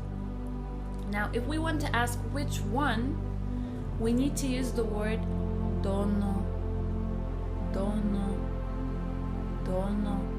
So let's say we have 3 wallets and we want to ask which one. Then we would say どの財布ですか? どの財布ですか? Don't know which one. Then we name the object. Wallet. Is it? So which wallet is it? Which one? Very good. Now we also have words here, there, and over there. So let's imagine you are right here and the house is here. You would say here, ここ, ここ. And if you want to say it's here, like right here, you can say ここです, ここです by adding is, are, ここです. Now over there, like now there would be そこ, そこ, そこ, そこです. So again, it depends on the distance that you are away from the place. So you are here, listener is here, so then it would be そこ, そこ. And if you're both far away from the place and it's really far away, you would say あそこ, あそこ, あそこ, あそこ. And you can ask, is it over there? Then you can say あそこですか? あそこですか? Is it over there? And if you want to ask where is something, the word is どこ, どこ, どこ. Where? So どこですか? どこですか? Where is it? どこですか? And now, let's start learning new vocabulary. So food in Japanese is 食べ物, 食べ物, 食べ物. tabe is a part of the word to eat and mono is a thing. So tabemono means edible things. Tabemono, bread, pan, pan, pan, rice, kome, kome, kome. I need to pay attention here that kome is uncooked rice. We have another word for cooked rice. And our word for cooked rice is gohan, gohan, gohan. Egg in Japanese is tamago, tamago, tamago. Meat is niku, niku, niku. Pork is butaniku, butaniku, butaniku. Buta means pig and niku means meat, so pork is butaniku. Toriniku, toriniku, toriniku. Chicken. So tori is bird and niku is meat, so toriniku. Gyuniku, gyuniku, gyuniku. Beef. Fish. Sakana, sakana, sakana. Vegetables. Yasai, yasai, yasai. Lettuce. Letasu, letasu, letasu. Onion. Tamanegi, tamanegi, tamanegi. Garlic. Garlic, garlic, garlic. Pepper, as in spices. Kosho, kosho, kosho. Carrot, ninjin, ninjin, ninjin. Tomato, tomato, tomato, tomato. Fruit, kudamono, kudamono, kudamono. Apple, ringo, ringo, ringo. Banana, banana, banana, banana. Watermelon, suika, suika, suika. Strawberry, ichigo, ichigo, ichigo. Grapes, budo, budo, budo. Drink, nomimono, nomimono, nomimono. Nomi is a part of the verb to drink and mono is thing, so drinkable thing is a drink. Nomimono. Milk can be said in two different ways. The first one is gyunyu, gyunyu, gyunyu. Second one is milk, milk, milk. Tea is ocha, ocha, ocha. Sugar, sato, sato, sato. Honey, hachimitsu, hachimitsu, hachimitsu. And now I will ask you some questions and we will practice together. So I will ask you what is it and you will see something on the screen. As you can see now, some vegetables, and you will need to reply to me in Japanese, okay? So do you remember? If we have a question, これは何ですか? When we're giving the answer, we need to remove ka and instead of na, put our answer, okay? So I will give you 5 seconds to answer. So I will give you 5 seconds to answer each question. If you feel like you need more time, feel free to pause this lesson, okay? To take your time to think, no rush. So I will ask you the question now. これは何ですか? これは何ですか?これは野菜です。これは野菜です。So as for this, it's vegetables. 野菜 vegetables. These are vegetables. これは何ですか？これは何ですか？これは果物です。これは果物です。These are fruit. これは何ですか？これは何ですか？これはお茶です。これはお茶です。It's tea. これは何ですか？これは何ですか？これはぶどうです。これはぶどうです。It's grapes. これは何ですか？これは何ですか？これはスイカです。これはスイカです。It's watermelon. And now I want to teach you another thing.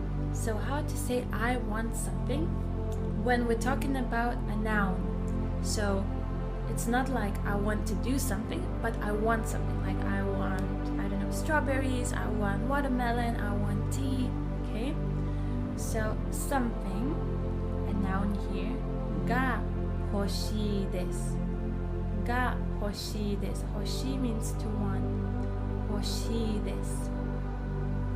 Okay? So let's try to think. Okay, but before we start making our sentences, I need to tell you one thing.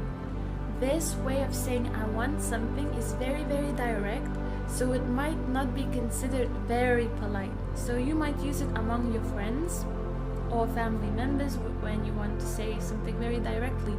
But Japanese people, when they're with people that they're not very close with, they wouldn't say this. People would think this is a bit childish way of saying I want something.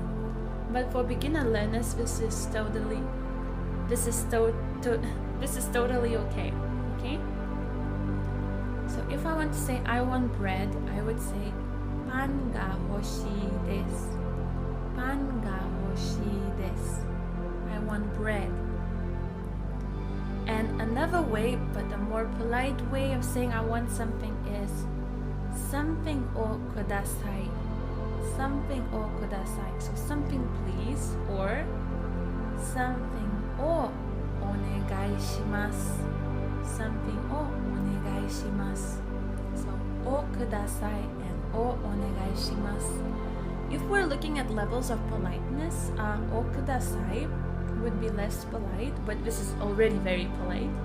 But をお願いします is like begging someone in a very, very polite way. So let's take a look. If I want to say I want milk, I can say 牛乳をください。牛乳をください。Nice. So in today's lesson, we will learn everything about the time, or as we call it in Japanese, 時間。時間。時間。Okay, so let's get started. So how do we ask in Japanese, what time is it now? Let's read this sentence. すみません。今何時ですか？すみません。今何時ですか？ So すみません, as you already know, is excuse me, sorry. 今 means now in Japanese. 今。何 means what. 時 means hour. ですか? So this means is. か indicates a question. So, excuse me, now, what hour is it? So, what hour is it? What time is it? Very good. すみません。今何時ですか? And now, let's learn how to call hours in Japanese. So, hour is じ。じ。じ. So, it can be hour or o'clock. And then, before G, before hour, we need to add a number. What hour is it? Okay? So if we want to say it's 1 o'clock, we would say 1時 1時 1 ji. Very good. 2 o'clock would be niji.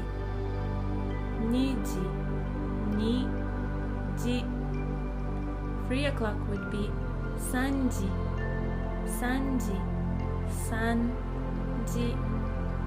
4 o'clock would be yoji. Pay attention here that it's not yon, it's not she, but it's yoji. Very good. 5 o'clock would be goji. So we have ichiji, niji, sanji, yoji, goji. Very good. Now let's take a look at hours from 6 to 10 o'clock. So 6 o'clock would be rokuji. 7 o'clock would be shichiji. 8 o'clock would be hachiji. 9 o'clock would be kuji. And 10 o'clock would be juji. So let's take a look at 7 o'clock. Keep in mind that it's shichiji, not nanaji. Okay? And take a look at 9. It's not Q, but it's kuji. So we have rokuji, shichiji, hachiji, kuji, juji. Very good. And 11 o'clock would be juichiji.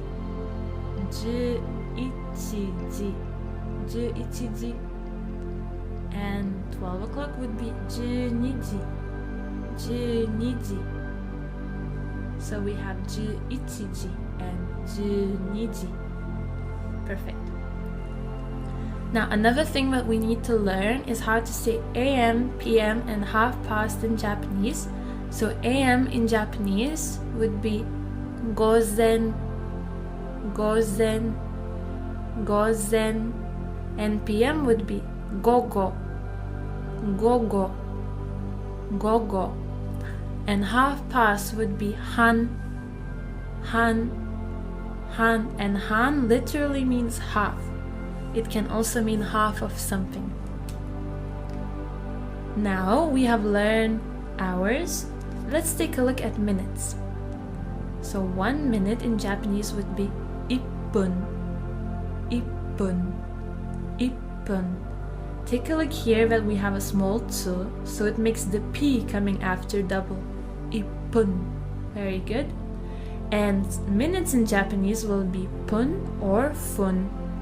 So let's take a look at how it will change depending on the minute. So 1 minute would be ippun, but 2 minutes would be nifun. We have fun here. 3 minutes would be sanpun.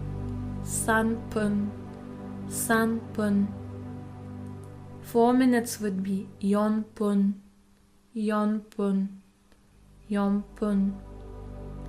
5 minutes would be gofun.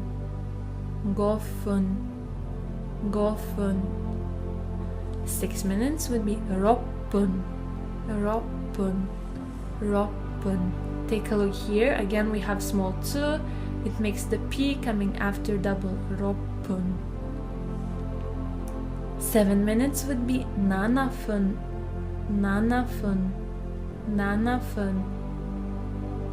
8 minutes can be happun or hachifun, depending on the context, but I think the first one is used more commonly, happun, with the small tsu here. 9 minutes would be kyufun.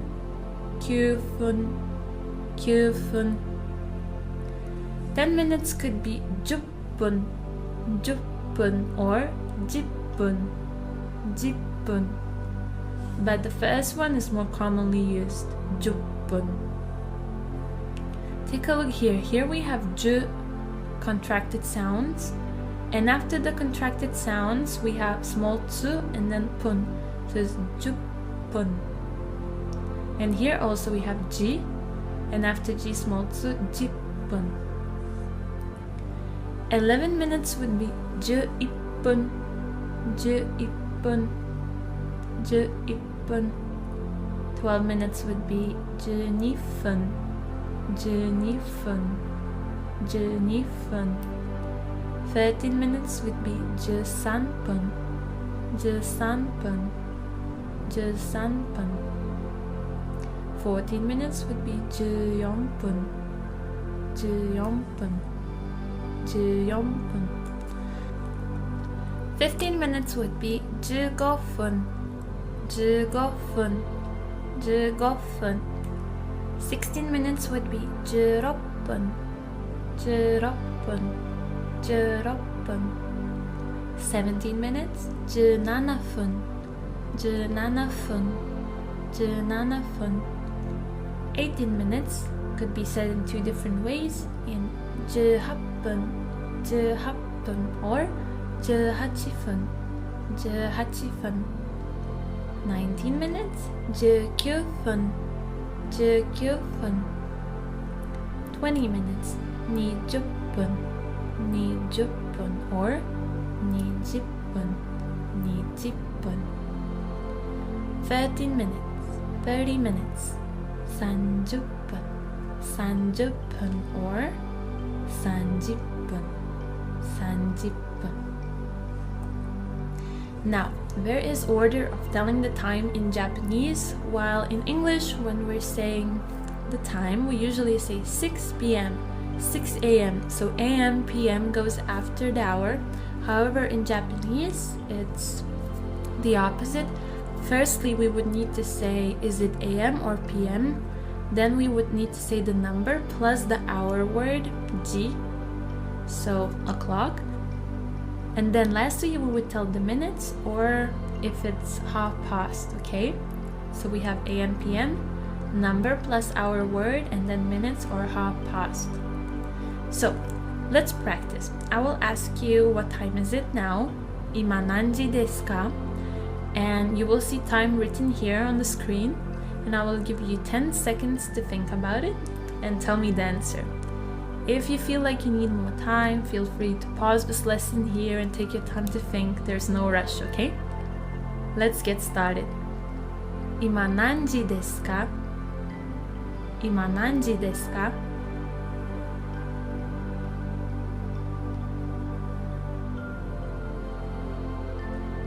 Gogo 1時半です。Gogo 1時半です。So first of all, we would say gogo, gogo, p.m. Then we would say ichi, 1, ji, so 1 o'clock, okay? And then, only then, we would say 1/2, han. So we would say it like this. Gogo 1時半です。Gogo 1時半です。It's 1:30 now. 今何時ですか？今何時ですか？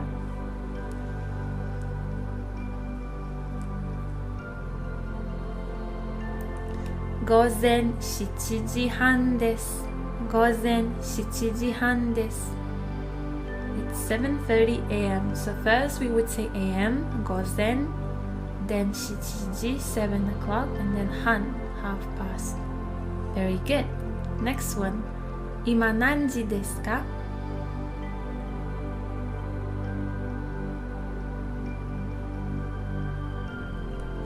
？6時36分です。6時36分です。Very good. 今何時ですか？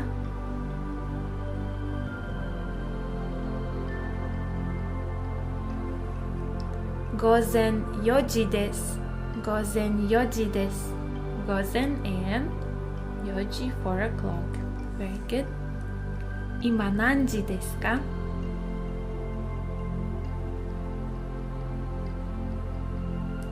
午後9時半です。午後9時半です。今何時ですか？今何時ですか？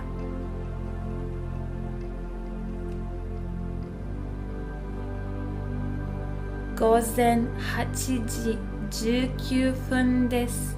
午前8時19分です。午前 AM 8時 8 o'clock 19 19 分 minutes, and then this would mean is. Very good. Let's start learning new things right away. So today we will learn how to ask for someone's age. How old are you, right? So let's take a look at the first question. 何歳ですか？何歳ですか？何 what? 歳 years for age, for years old when we're talking about someone's age. And this means is, RM, and ka question marker. So 何歳ですか？何歳ですか is a very common question to ask for someone's age. Now, what I didn't know when I went and started living in Japan is that there's one more way to ask for someone's age, and usually when someone asks me for my age, they ask it in the second way, and the second way sounds like this. おいくつですか? おいくつですか? It also means how old are you is just another way to ask it. So keep this one in mind as well, okay? 何歳ですか and おいくつですか? Very good. Now, let's learn how to say years for age from 1 to 10, okay? Because it will not always be like 1, 2, 3. There will be some exceptions. So let's get started. 1歳 1歳 1歳 1 years old. 2歳 2歳 2歳 2 years old. 3歳 3歳 3歳 3 years old. 4歳 4歳 4歳 4 years old. 5歳 5歳 5歳 5 years old. 6歳 6歳 6歳 6 years old. 7歳 7歳 7歳 7 years old. And our second exception is 8歳 8歳 8歳 8 years old. 9歳 9歳 9歳 9 years old. And for 10 years old, there are two ways to say it. The first one is 10歳 10歳 10歳, and the second way is 10歳 10歳 10歳. Pay attention here that here we have these small tsu that make the consonant coming afterwards sound double, and the same goes for 8歳 and 1歳. Very good. Now for 11 years old, it would be 11歳 11歳. And afterwards, we would just add a number to number 10. And another exception is 20. So if you want to say you're 20 years old, you would say 20歳 20歳です 20歳. Now if we're talking about 30, 40, 50, we just add 3, 4, 5, whatever, in front of number 10. So it would look like this. 30. So 30 years old would be 30歳 30歳. 40 years old would be 40歳 40歳. So 4, 10, and years old. 40歳. Now I'll ask you a question. 何歳ですか? 何歳ですか? 何歳ですか? How old are you? And you can reply in two ways. The first way is 私は歳です. So let's say I would want to say I'm 25. 私は25歳です. 私は25歳です. Or you can just reply like this. 25歳です.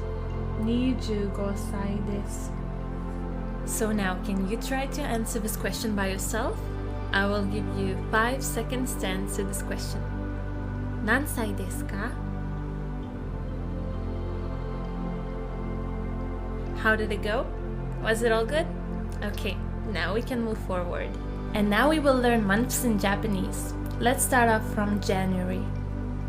1月 1月 1月 February 2月 2月 2月 March 3月 3月 3月 April 4月 4月 4月 May 5月 5月 5月 So month in Japanese is called gatsu.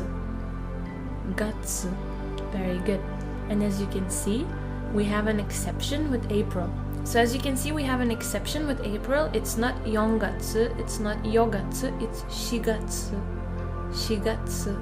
Very good. So we have ichigatsu, nigatsu, sangatsu, shigatsu, gogatsu. Now let's take a look at other 6 months from June. Rokugatsu, rokugatsu, rokugatsu.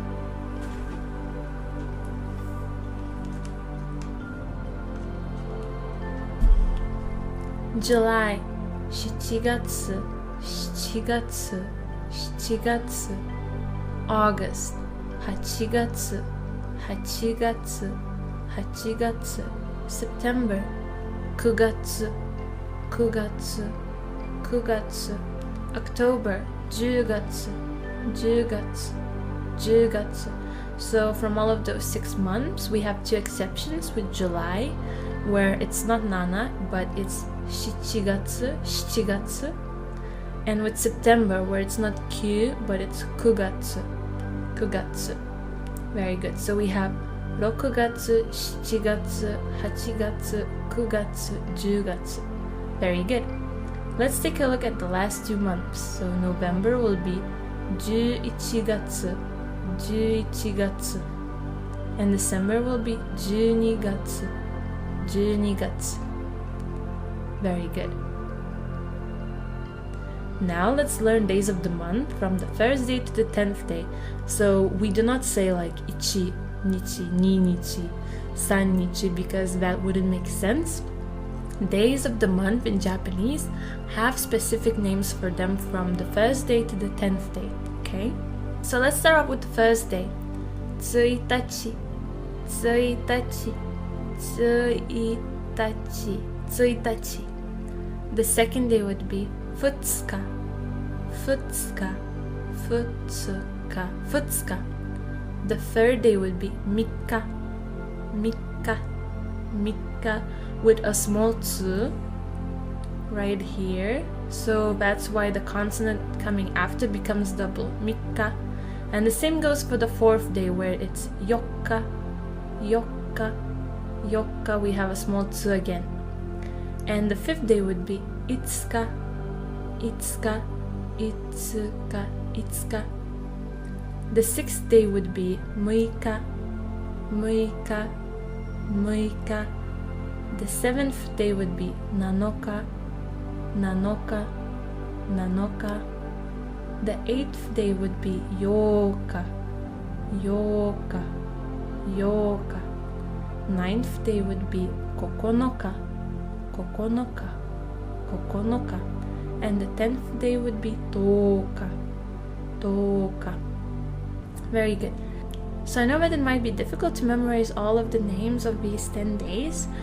So what you can do, you can make a short rhyme to memorize it easier, or you can try to say them very, very fast.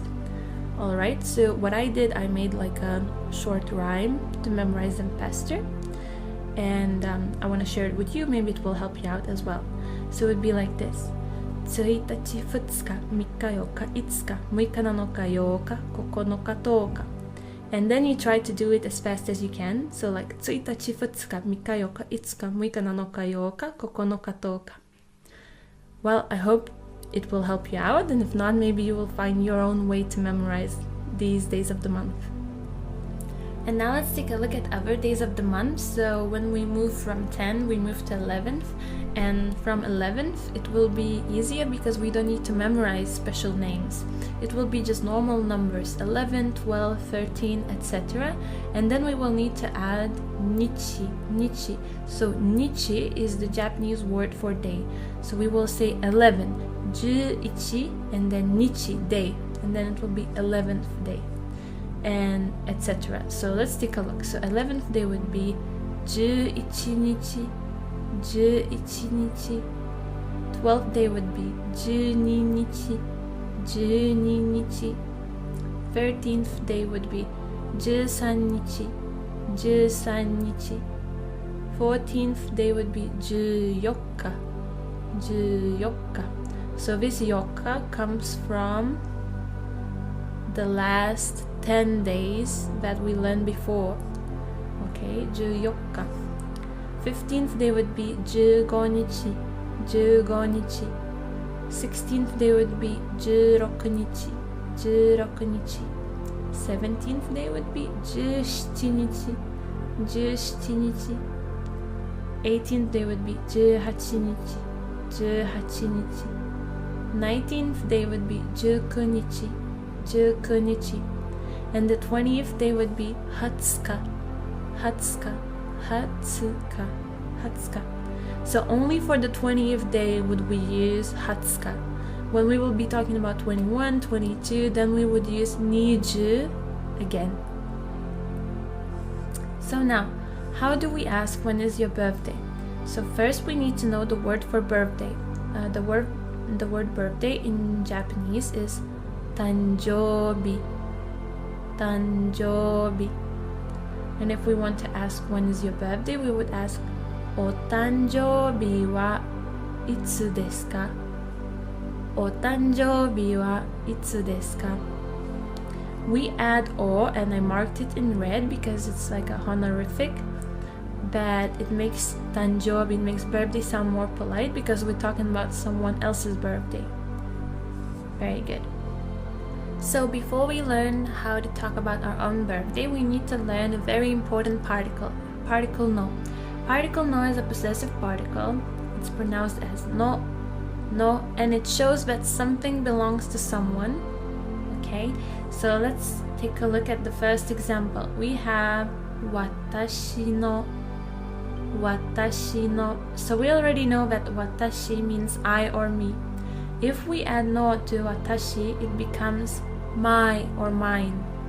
Watashi no, watashi no.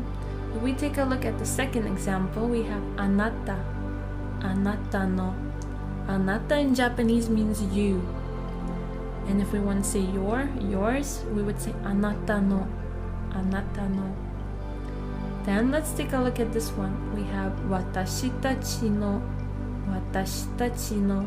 So watashi tachi in Japanese means us. And if we say watashi tachi no, then it would mean our. And the last one, if we want to say that Rio's, we have a girl named Rio, we would say it like this. Rio-san no kaban. Okay, so it would be Rio's bag, Rio's bag. So don't forget to add san to someone's name to make it sound polite. Rio-san no. Now, the way we would reply to the question, お誕生日はいつですか? When is your birthday? Is the way it is written here in this sentence. 私の誕生日は月です. So 月, so this is the number of the month, and then this is the day. So you can make a long answer like this. For example, I can say that my birthday is on the 1st of December. I would reply like this. 私の誕生日は12月1日です。12月1日です。December, and then 1st, 1日. Or I can skip this part, 私の誕生日は, and just say the month and the day. So here I would say 12月1日です. And that makes my answer way shorter. Okay, now let's practice. I would like you to tell me when is your birthday. So I will ask you when is your birthday and I will give you 5 seconds to reply. Okay, let's go. お誕生日はいつですか?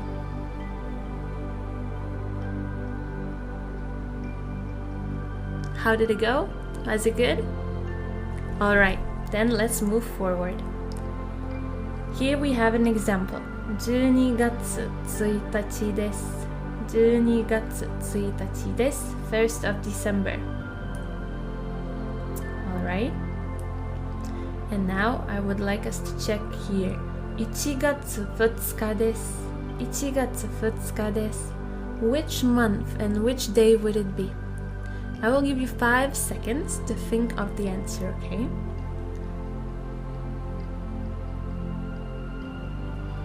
So it's 2nd of January. Very good. 2月6日です。2月6日です。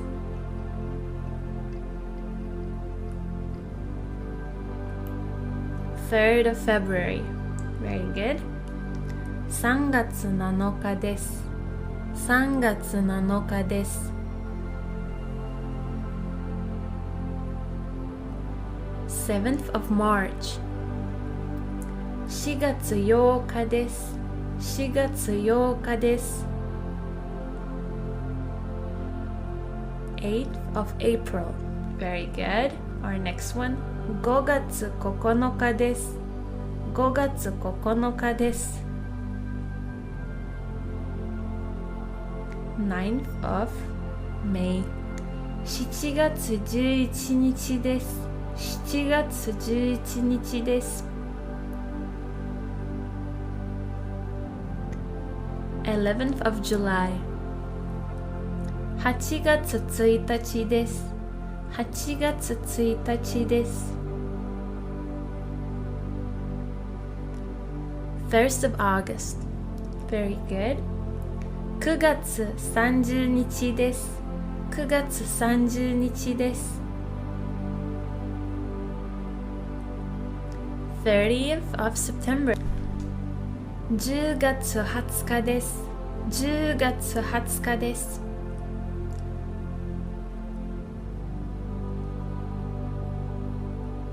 20th of October. Very good. 11月です。11月です。November. Perfect.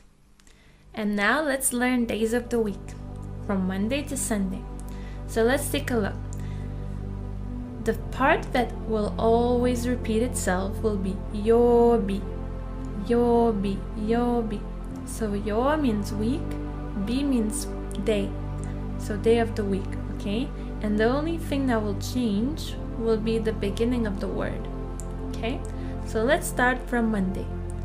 月曜日、月曜日、月曜日。Tuesday. 火曜日、火曜日、火曜日。Wednesday. 水曜日、水曜日、水曜日。Thursday. 木曜日、木曜日、木曜日。Friday. 金曜日、金曜日、金曜日。Saturday. 土曜日、土曜日、土曜日。Sunday. 日曜日、日曜日、日曜日。Very good. So we have 月曜日、火曜日、水曜日、木曜日、金曜日、土曜日、and 日曜日。Very good.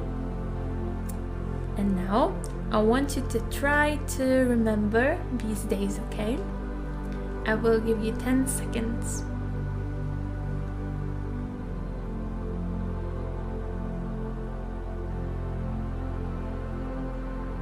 How did it go?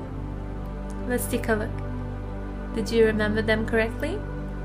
月曜日、火曜日、水曜日、木曜日、金曜日、土曜日、日曜日。Very good. Now, how would we ask which day of the week is it? Let's take a look at the sentence and its structure. 今日は何曜日ですか？今日は何曜日ですか? So today means is 今日. So today is 今日wa is a topic particle. 今日は as for today. Nan means what. 曜日 day of the week. Des means is and ka is a question indicator. So what day of the week is it today? It would sound like this. 今日は何曜日ですか? And we would reply in this way. 今日は something 曜日です。今日は something 曜日です。Or without 今日は we can just say something 曜日です。Very good. So how could we say it's Monday? I will give you 5 seconds and then we will check our answer. 今日は何曜日ですか?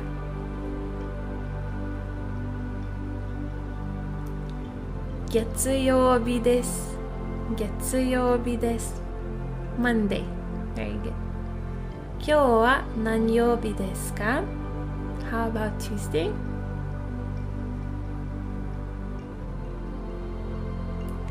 火曜日です。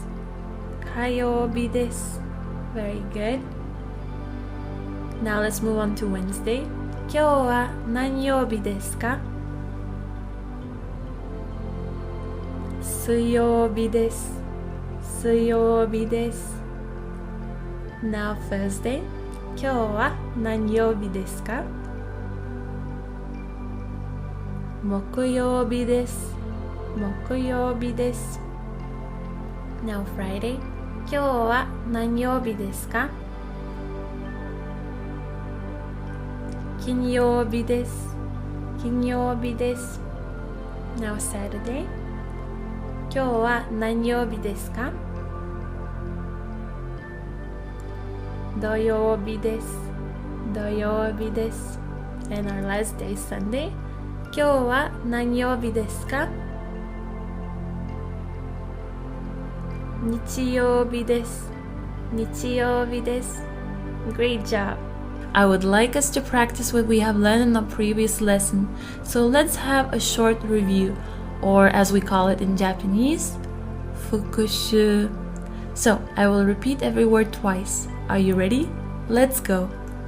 1月、1月、2月、2月、3月、3月、4月、4月、5月、5月、6月、6月、7月、7月、8月、8月、9月、9月、10月、10月、11月、11月、12月、12月、1日、1日、2日、2日、3日、3日、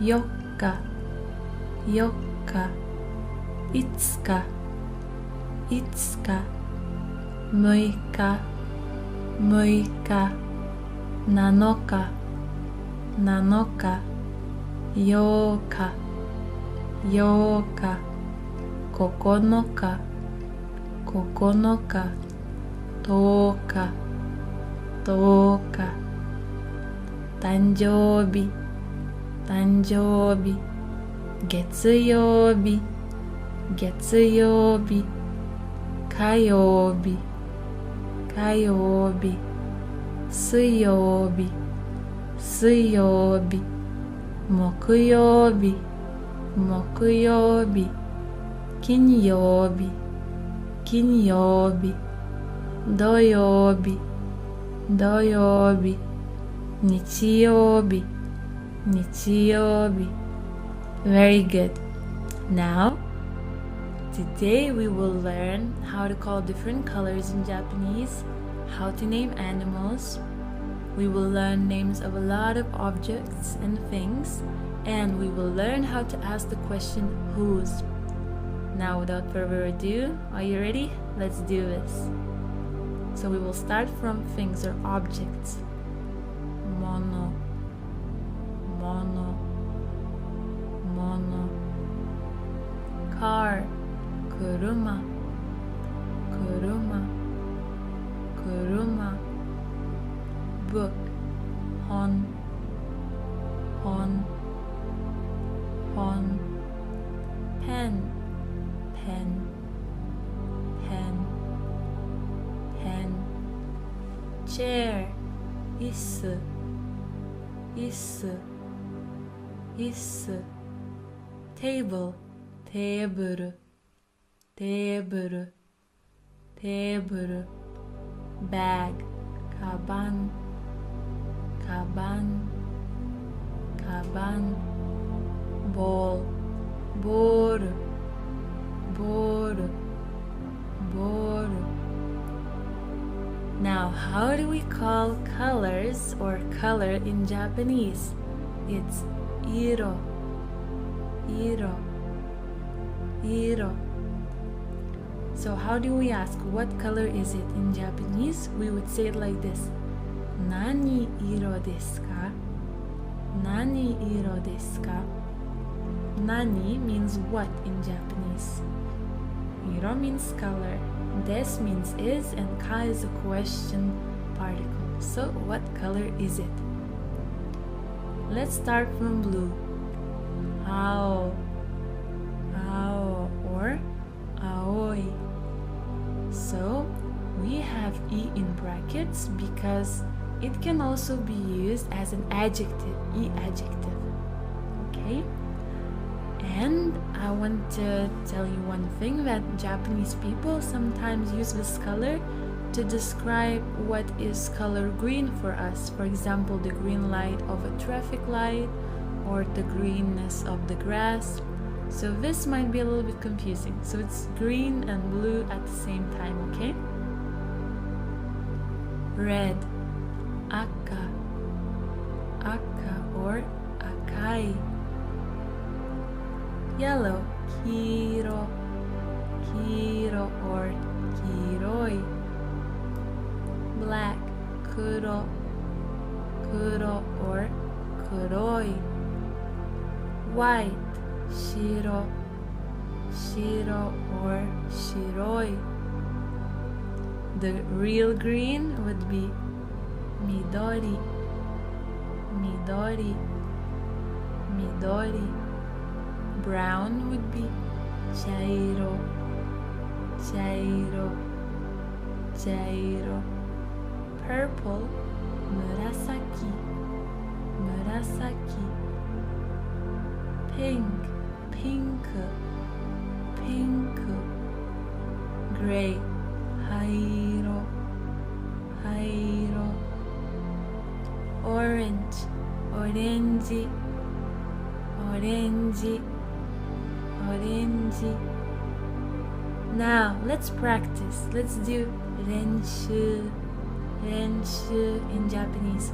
So take a look at all of these colors and try to remember how would we call them in Japanese, okay? I will give you 10 seconds to remember all the names of these colors. If you need more time, feel free to pause or listen here. But I think it's a very, very good way to try to memorize colors, okay?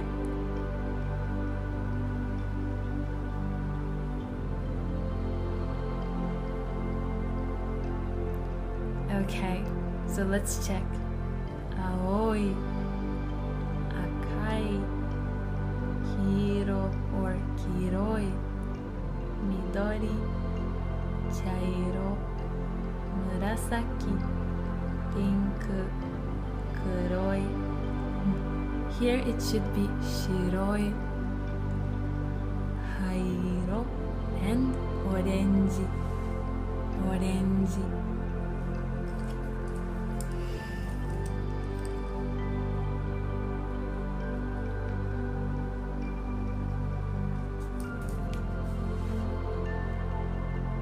So I want to remind you one more time that colors ending in I, they can be treated as adjectives, as e-adjectives, okay?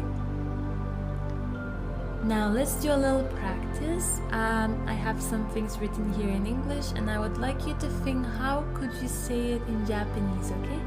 I will give you 5 seconds to think about it and then we will check our answer, okay? So, red car.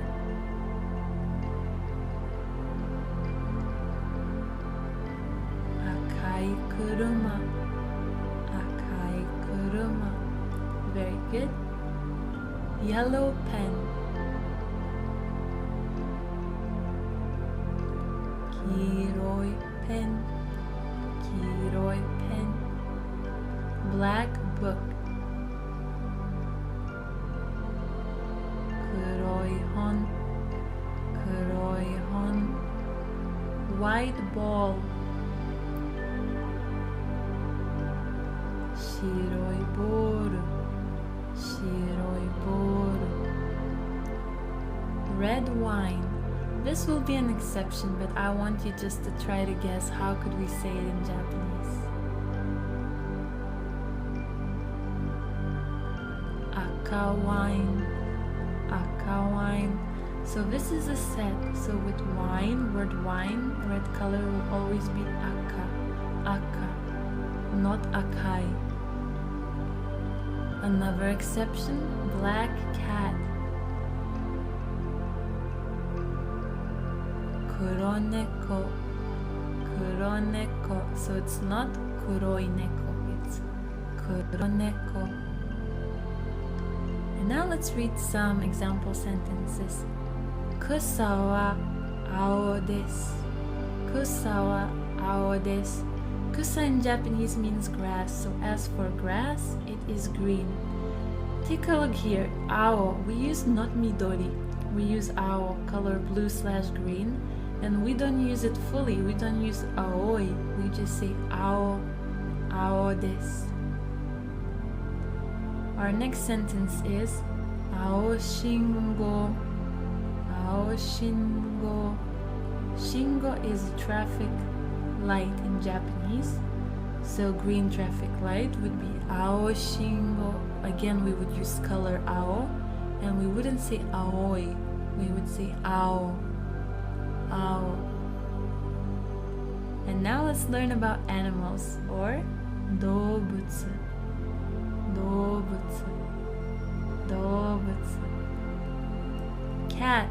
Neko. Neko. Neko. Dog. Inu. Inu. Inu. Bird. Tori. Tori. Tori. Elephant. Zo. Zo. Zo. Lion. Shishi. Shishi. Rayon. Rayon. So you can choose which one you want to use. Bear. Kuma.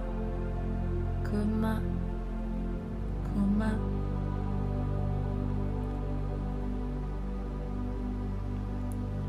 Bear. Kuma. Kuma. Kuma. Horse. Uma. Uma. Uma. Tiger. Tora. Tora. Tora. Turtle. Kame. Kame. Kame. Pig. Butta. Butta. Butta. Cow. Ushi. Ushi. Ushi. And now let's learn how to ask the question whose. So who in Japanese is dare, dare, dare, and no is a possessive particle. It means that something belongs to someone. So if we add no to dare, it becomes dare no, whose. And if we want to ask whose something is it, we need to say dare no something desu ka? Dare no desu ka? So let's try to make questions with the nouns that we already know and that we have learned in this lesson, okay? How could we ask, whose cat is it? I'll give you 5 seconds to think about it.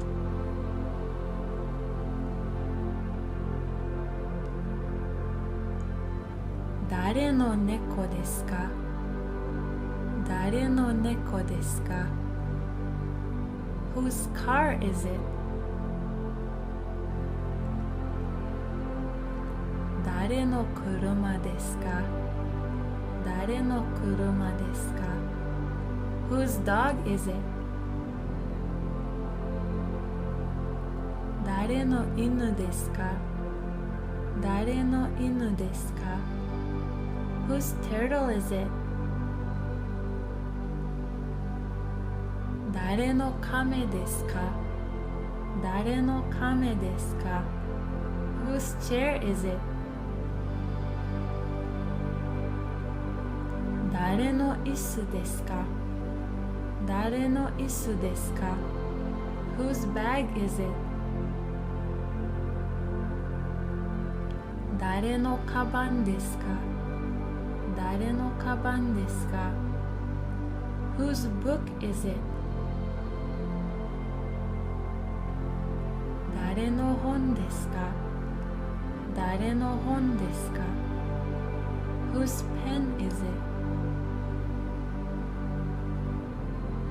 Dare no pen desu ka? Dare no pen desu ka? Whose tiger is it? Dare no tora desu ka? Dare no tora desu ka? Let's start a new topic.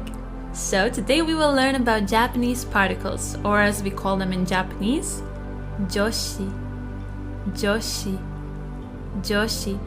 On the screen you can see so many particles. So you can see wa, ga, e, ni, de, o, no, mo, to, ya, ne, yo. Wow, so many, right? And I know that some of them you already know. We have seen some of them already, like particle wa. So it will not be as difficult for you. Let's get started.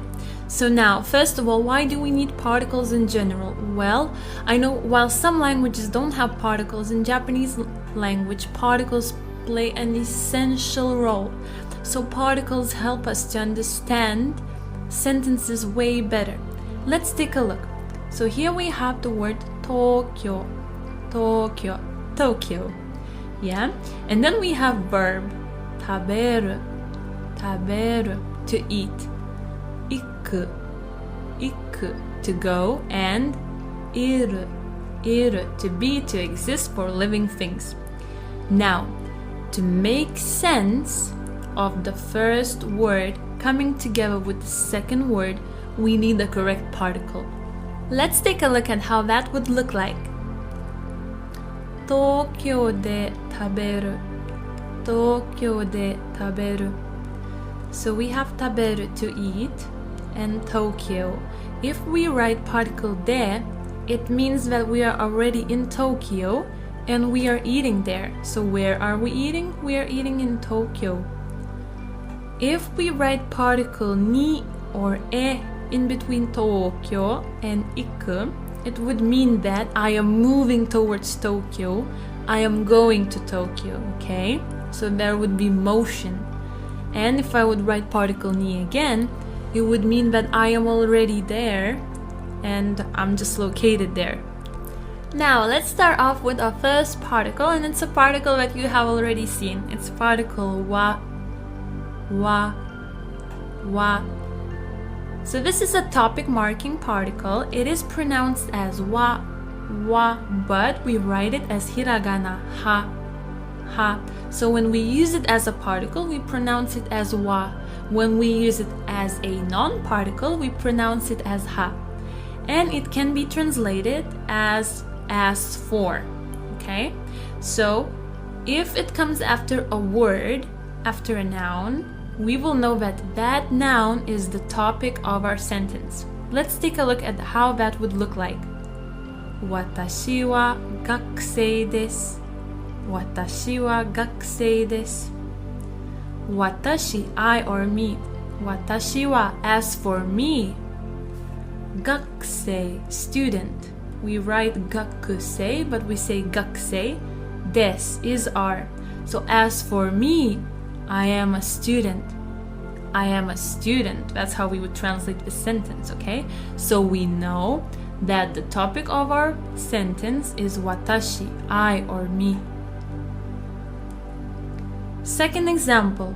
今日は水曜日です。今日は水曜日です。今日 today. 今日は as for today. 水曜日 Wednesday is. So today is Wednesday. So we know that the topic of our conversation is 今日 today. 出身はどこですか？出身はどこですか？出身 a place where you come from, where you were born, your hometown. So 出身は as for your hometown, どこ where is it ですか? So where is your hometown? Where do you come from? ロシアは寒いです。ロシアは寒いです。Russia, Russia. So as for Russia, 寒い cold is. So it's cold in Russia, or Russia is cold. So we know that the topic of our conversation is Russia. ベトナムは暑いです。ベトナムは暑いです。ベトナム is Vietnam. 暑い is hot. So as for Vietnam, it's hot. Okay, so the topic of our conversation is Vietnam. Particle ni. So this particle has a lot of purposes and a lot of ways to use it. So it's very, very important. So the first way to use it is using it as a direction particle. The second way to use it is as location particle.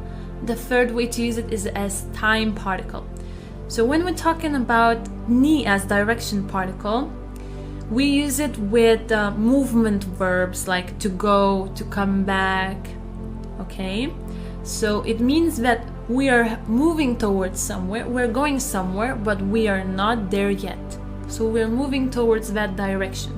So I can say I'm going to Tokyo, I'm going to Kyoto, okay?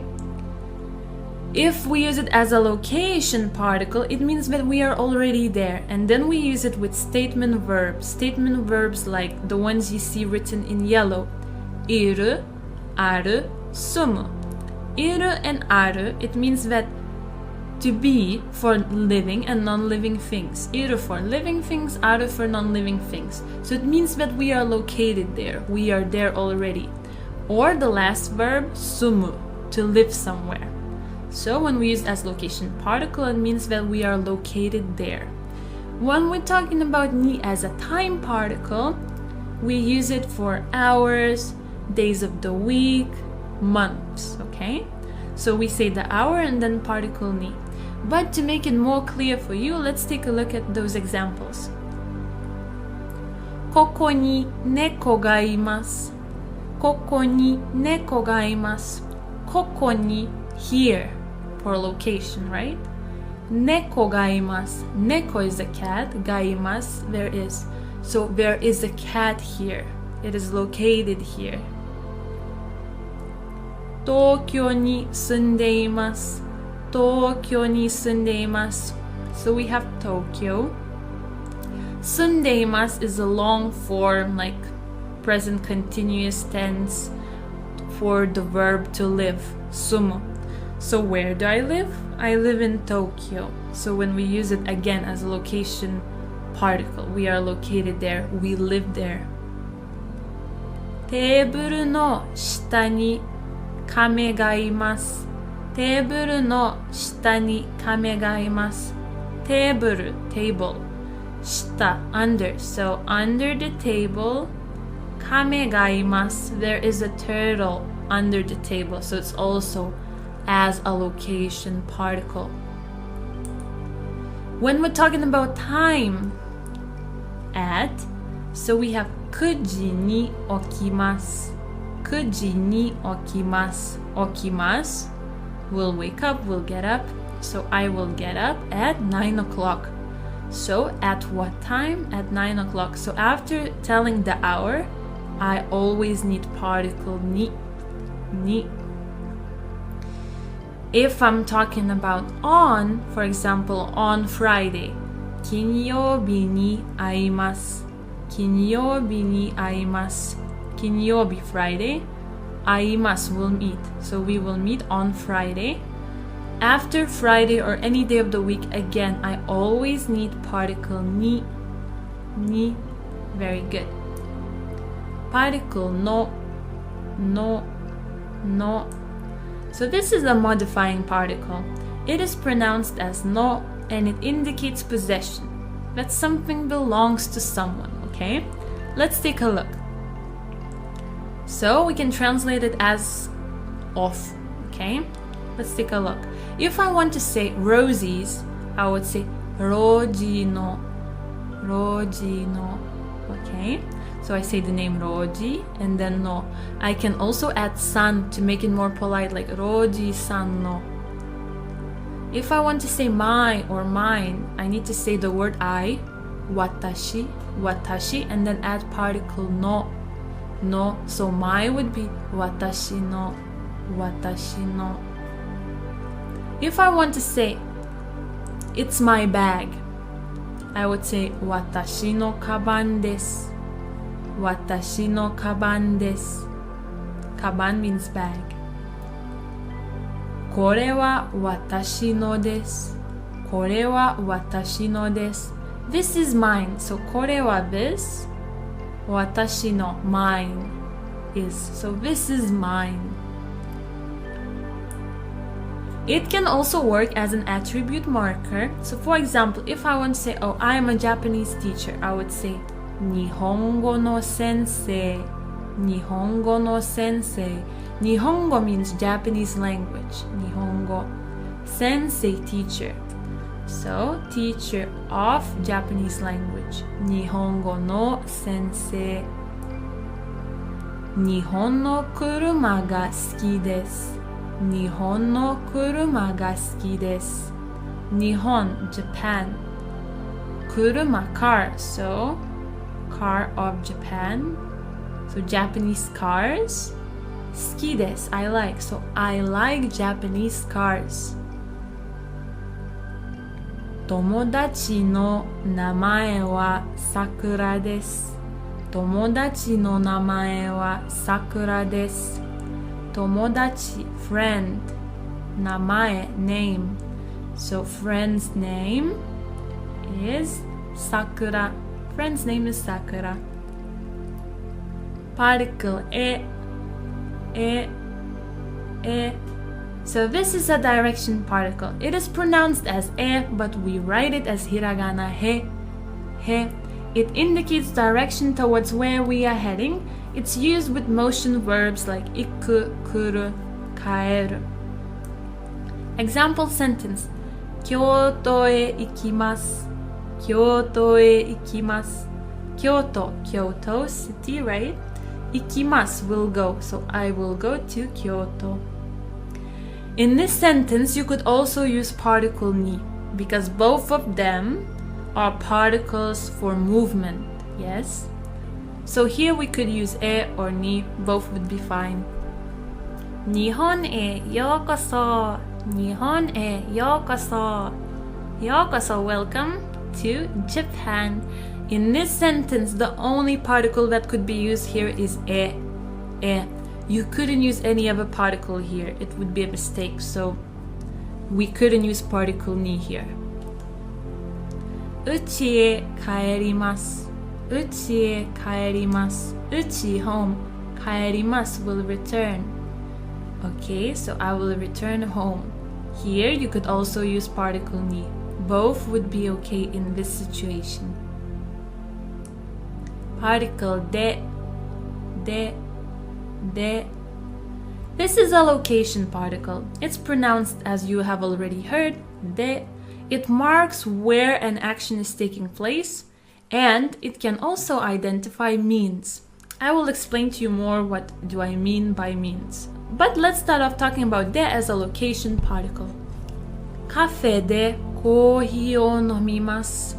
カフェでコーヒーを飲みます。Okay, カフェで in the coffee shop or at the coffee shop. Yes, cafe or coffee shop. コーヒー coffee, 飲みます will drink. So I will drink coffee.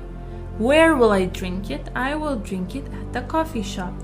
So the particle explains where am I performing the action.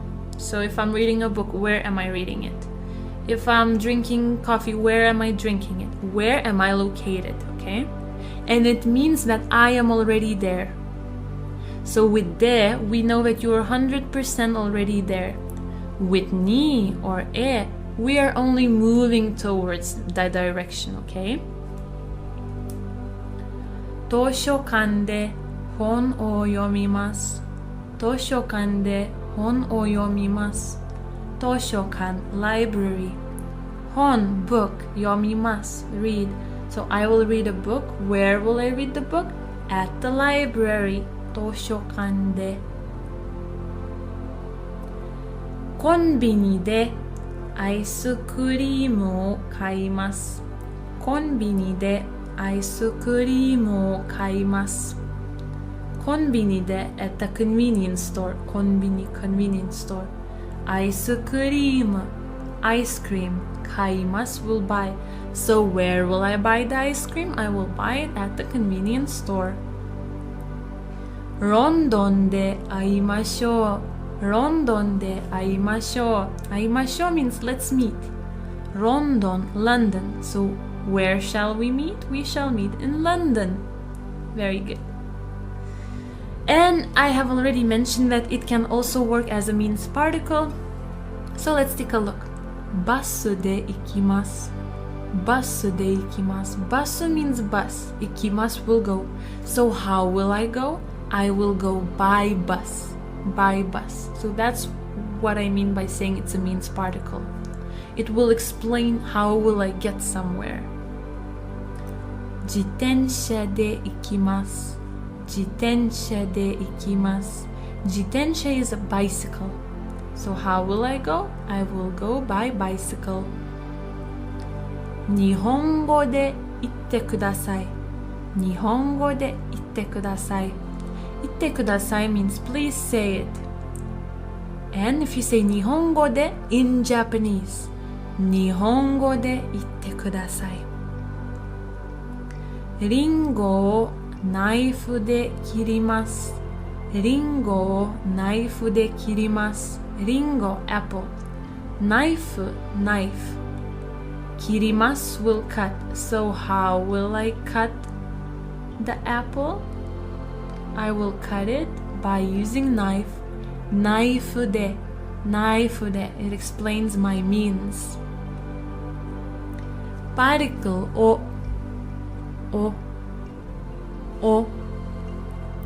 This is a grammatical object marker. It marks our grammatical object. Although we write it as wo, we pronounce it as o. It usually comes after the object of an action. So here is our structure: noun plus particle o plus verb. Let's take a look. 手紙を書きます。手紙を書きます。書きます will write. What will I write? I will write a letter. 手紙 手紙 So in between the noun and the verb, we need o to know what will we do with the object. Okay? お茶を飲みます。お茶を飲みます。お茶 tea. 飲みます will drink. So what will I do with the tea? I will drink it. So I also need particle o in between. 映画を見ます。映画を見ます。Movie will watch. So what will I do with the movie? I will watch it. Again, I need particle o. So I would know what action do I take on the object. 音楽を聴きます。Ongaku o kikimasu. Ongaku means music. Kikimasu, will listen. What will I do with the music? I will listen to it. Very good. Sushi o tsukurimasu. Sushi o tsukurimasu. Sushi will make. What will I do with the sushi? Will I eat it? Will I buy it? No, I will make it. Again, I need particle o here. It marks our grammatical object. Particle mo. Mo means also or to as well. It is pronounced as mo and usually it comes after a noun. So noun plus mo. Let's take a look. Watashi mo America jin desu. Watashi mo America jin desu. Watashi mo, I also, or me too.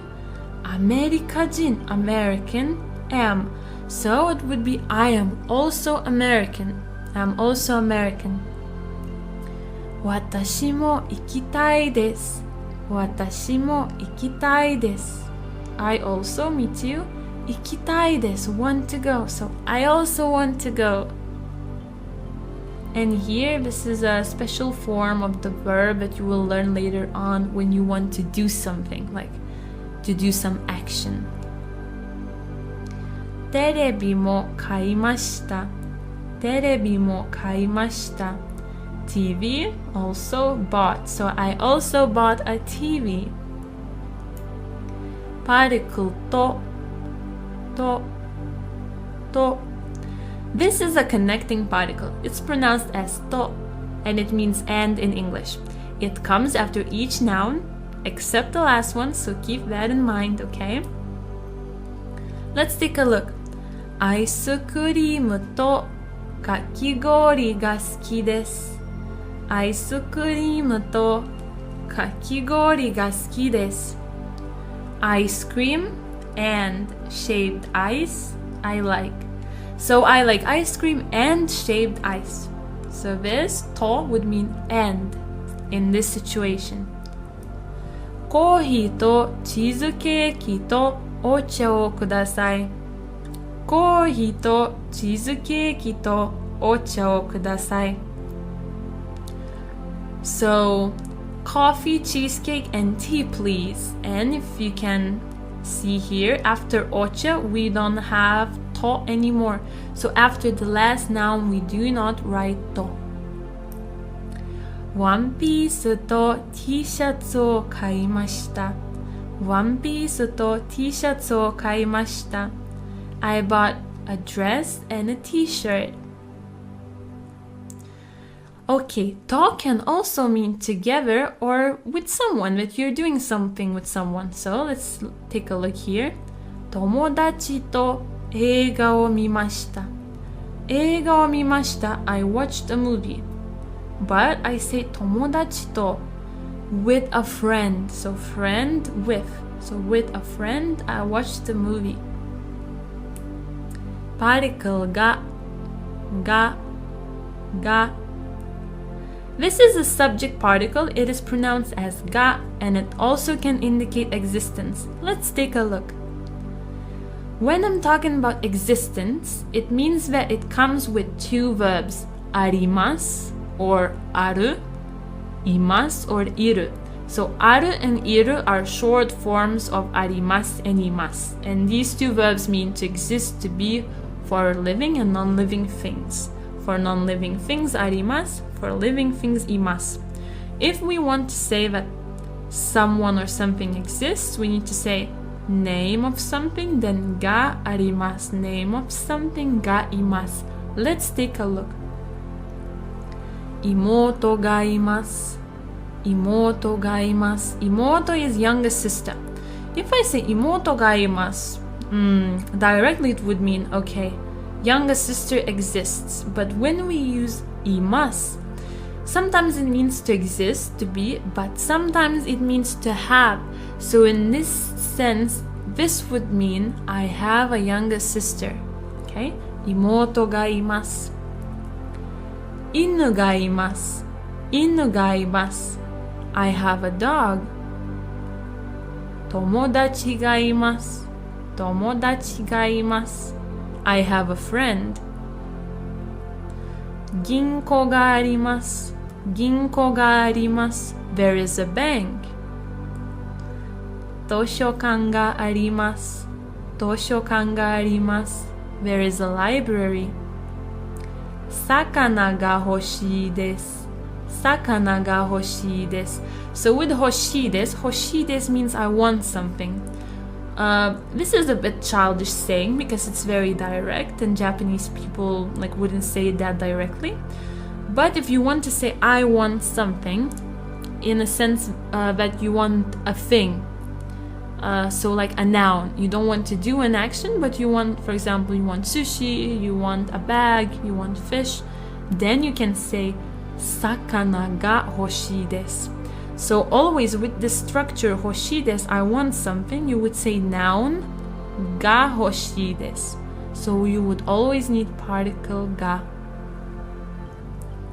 Chokoreto ga hoshii desu. Chokoreto ga hoshii desu. I want chocolate.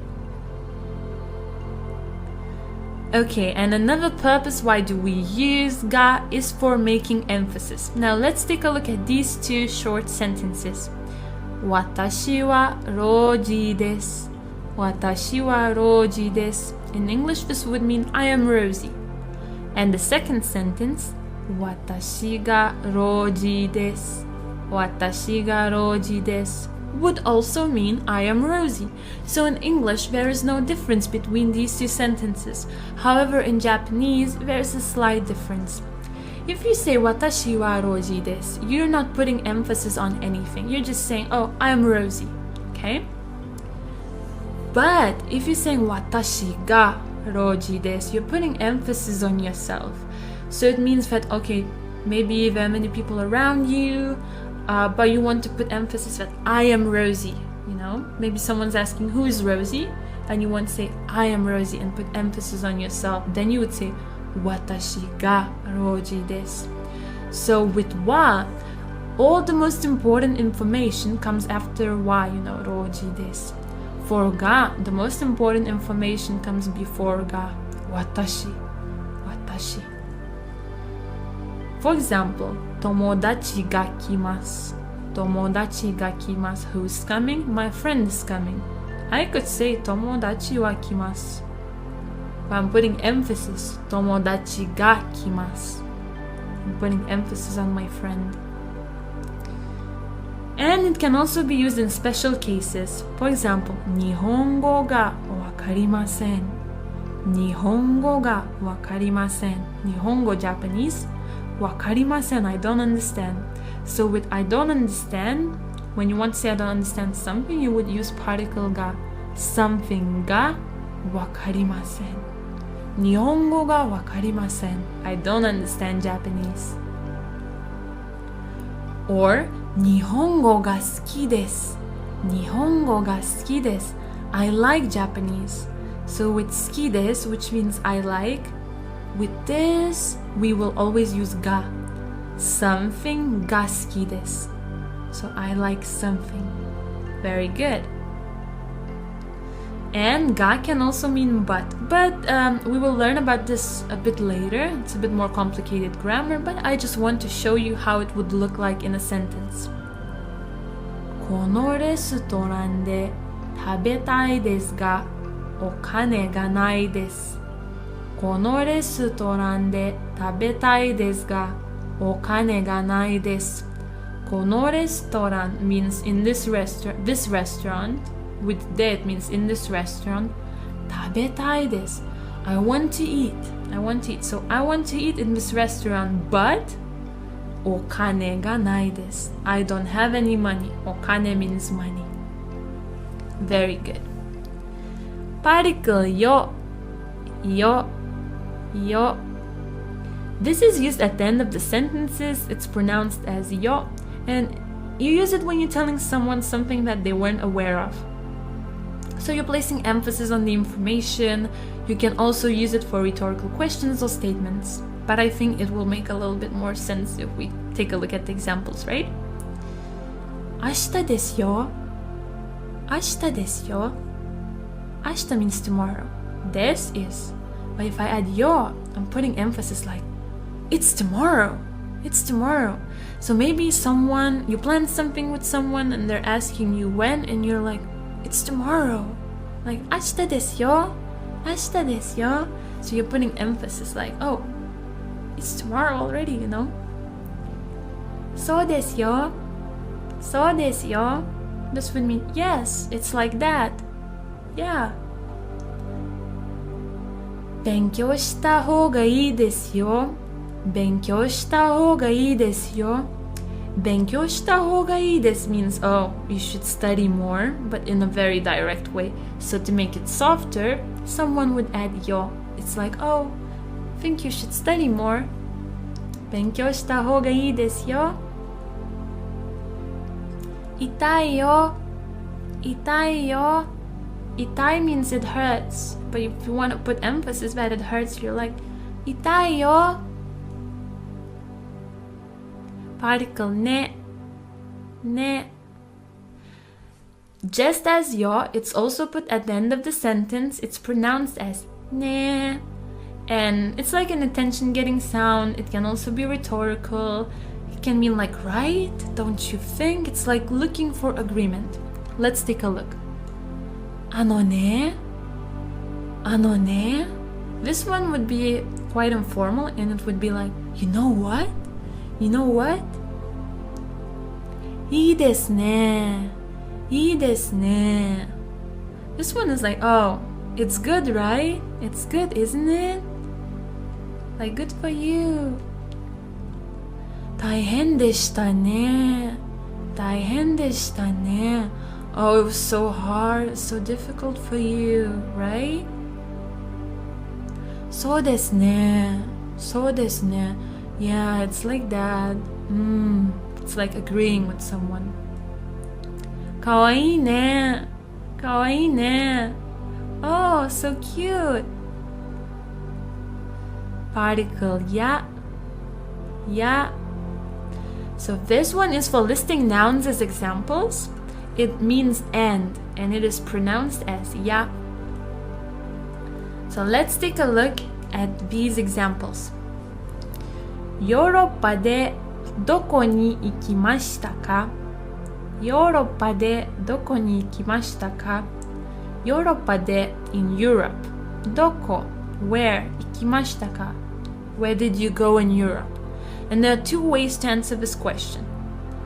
イタリアとスペインに行きました。イタリアとスペインに行きました。I went to Italy and Spain. This is the first way to answer it. The second way to answer it is イタリアやスペインに行きました。イタリアやスペインに行きました。イタリアやスペインに行きました。And in English it would also mean I went to Italy and Spain. No difference, again. But in Japanese there's a slight difference. If you say イタリアとスペインに行きました, it means that in Europe you only went to Italy and Spain. That's it. You named them all. If you're saying イタリアやスペインに行きました, it means that you went to many countries, you visited many countries, but you only named these two. You see the difference? One more example. ピザやハンバーガーが好きです。ピザやハンバーガーが好きです。I like pizza and hamburgers, right? I like pizzas and hamburgers. Both of them are the same. But if with ya and to in English. But if you're saying with ya, it means that you like more types of food, but you only named pizzas and hamburgers. If you're saying to, it means that you only like pizzas and hamburgers. That's the slight difference. So, today we will learn about verbs, or in Japanese, doshi. Doshi. Doshi. Very good. So, today we will learn Japanese verb conjugation. So the first thing you need to know about the Japanese verbs is that there are 3 types of verbs. The first type is ru verbs. Ru verbs. Second type is u verbs. U verbs. And the third type is irregular verbs. Irregular verbs. Very good. So how can we know if a verb is a root verb or an OO verb? So first let's take a look at root verbs. So root verbs, as we can see from the group name, they end in ru. So let's look at some examples. The first one is taberu, taberu, taberu, to eat. So it ends in ru. The second one is miru, miru, to see, to look, to watch. It also ends in ru. And the third one is neru, to sleep, to go to bed. Also ends in ru. So it's very easy, okay? But for OO verbs, they usually end in O, but sometimes they end in ru. And that's where things get tricky, okay? Because if the verb ends in U, like kau or kaku or nomu, it's quite easy to know that it's an OO verb. But if it ends in ru, like noru, kaeru, tsukuru, we need to know already if it's a root verb or an OO verb to conjugate it correctly. So the only way is to memorize, alright? But first, let's take a look at OO verbs that end in U. So the first one is to drink. Nomu, nomu, nomu. So it ends in mu, but after M we have U. Mu, the syllable, yes? Very good. Second one is to buy. Kau, kau, kau. It ends in U. And the third one is kaku, kaku, kaku, to write. It ends in ku. Okay? Very good. Now let's take a look at OO verbs that end in ru. So we have noru, to get on a vehicle. Kaeru, to return, to come home. And tsukuru, to make, to prepare food. Very good. So, I already mentioned that root verbs end in ru, but also, very often before the last ru, they have an I or E vowel sound before the ru. Most of the time, not always. There will be exceptions, but let's take a look at these two. So we have miru, to look, to watch. And before the last ru, we have I, we have I. Okay, so we have a vowel. So then we can know, okay, this is a ru verb. It has a vowel I. For deru, to exit or to go out, we have I, a before ru, eru. So we can also know it's a ru verb. So now let's take a look at OO verbs. So while ru verbs had an I or E vowel sound before the ru, OO verbs usually have a, u, o, so a, u, o vowel sound before the ending syllable. Okay, let's take a look. We have verb utau, to sing. So we have a, we have a before the last sound. And for yomu, to read before the last mu, we have o, we have o. So that's how we can also distinguish if it's a ru or OO verb. Now let's learn some ru verbs. To eat, taberu,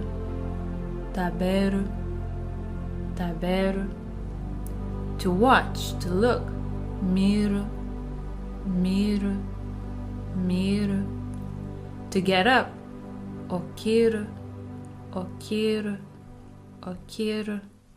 to sleep, neru,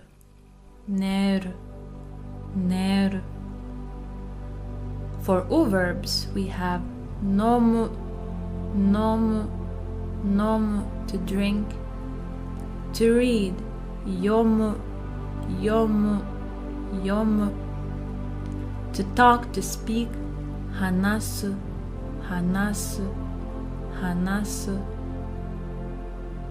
to listen, to ask, kiku, to go, iku, to return, kaeru, Kaeru. Irregular verbs. To do. Suru, suru, suru. To come. Kuru, kuru, kuru. Now let's learn the formal present tense conjugation for ru verbs, okay? So let's take this verb kiru, kiru, kiru, to wear, okay? So this is dictionary form kiru. From this dictionary form kiru, we need to take away ru, ru. So we will have left only ki, ki.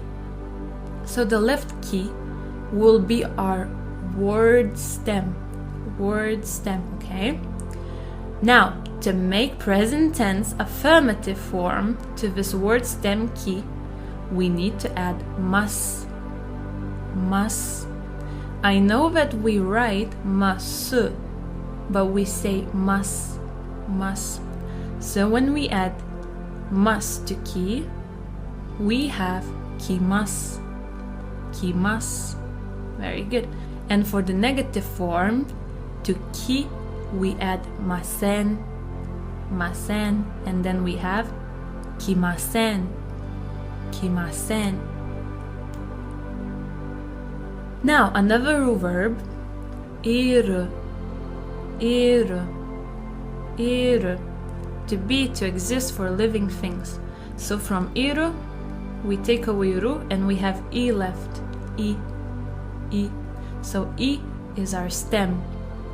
So to make affirmative, we add mas. So we have e plus mas, imas, imas.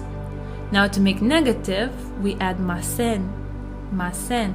So we have imasen, imasen. Very good. Now another word, to eat. Taberu, taberu, taberu. So from taberu, we take away ru. We had tabe, tabe left. Tabe is our stem. To tabe we add mas, and we have tabemas, tabemas. Now to make negative, we add masen again. So we have tabemasen, tabemasen. Miru, miru, to watch, to look. So from miru, we take away ru, and we have mi. Mi is our stem. To make affirmative, we add mas. Mi plus mas, so we have mimas, mimas. If we want negative, we add masen, masen, so we have mimasen, mimasen. Very good. Now let's take a look at u verbs. So for u verbs, it's a little bit different. Let's take a look. So we have kau, kau, to buy. So from kau, we need to take away u, u. And then we have ka left. But to ka, we need to add the letter that comes before u in the hiragana line. Do you remember? Our first hiragana line was a, I, u, e, o. So before u, we have I, I. So I will come here. And our stem will be kai, kai. Now to make affirmative, we add mas, so we have kaimas, kaimas. And to make negative, we add masen, so we have kaimasen, kaimasen. Very good. Now, this is our hiragana chart. So to explain what I was explaining before, but in a bit more clear way, let's take a look here. So we have our hiragana line of u, u, u, u, u, u. So we have u, ku, su, tsu, nu, fu, etc.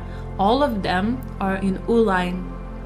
Now when we are conjugating u verbs, we go one line back. So if we are here, u will become i. If we are here, ku will become ki, su will become shi, tsu will become chi, and etc. Okay? So always keep in mind this hiragana chart where we will go one step back. Perfect. Our next word is iku, iku, to go. So we have iku, ku. Yeah? So before ku we have, let's think, Ka, ki, ku, ke, ko. So we have ki. So instead of iku, it becomes iki, iki. So to make affirmative, we add mas. So we have ikimasu, ikimasu. And to make negative, we add masen. And it's ikimasen, ikimasen. You see, we had ku here, we went back. Perfect.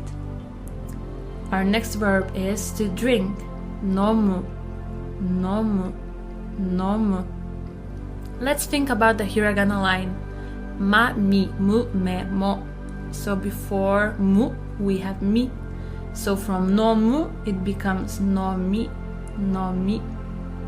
So to nomi, we add mas, and it's nomimasu, nomimasu, present affirmative.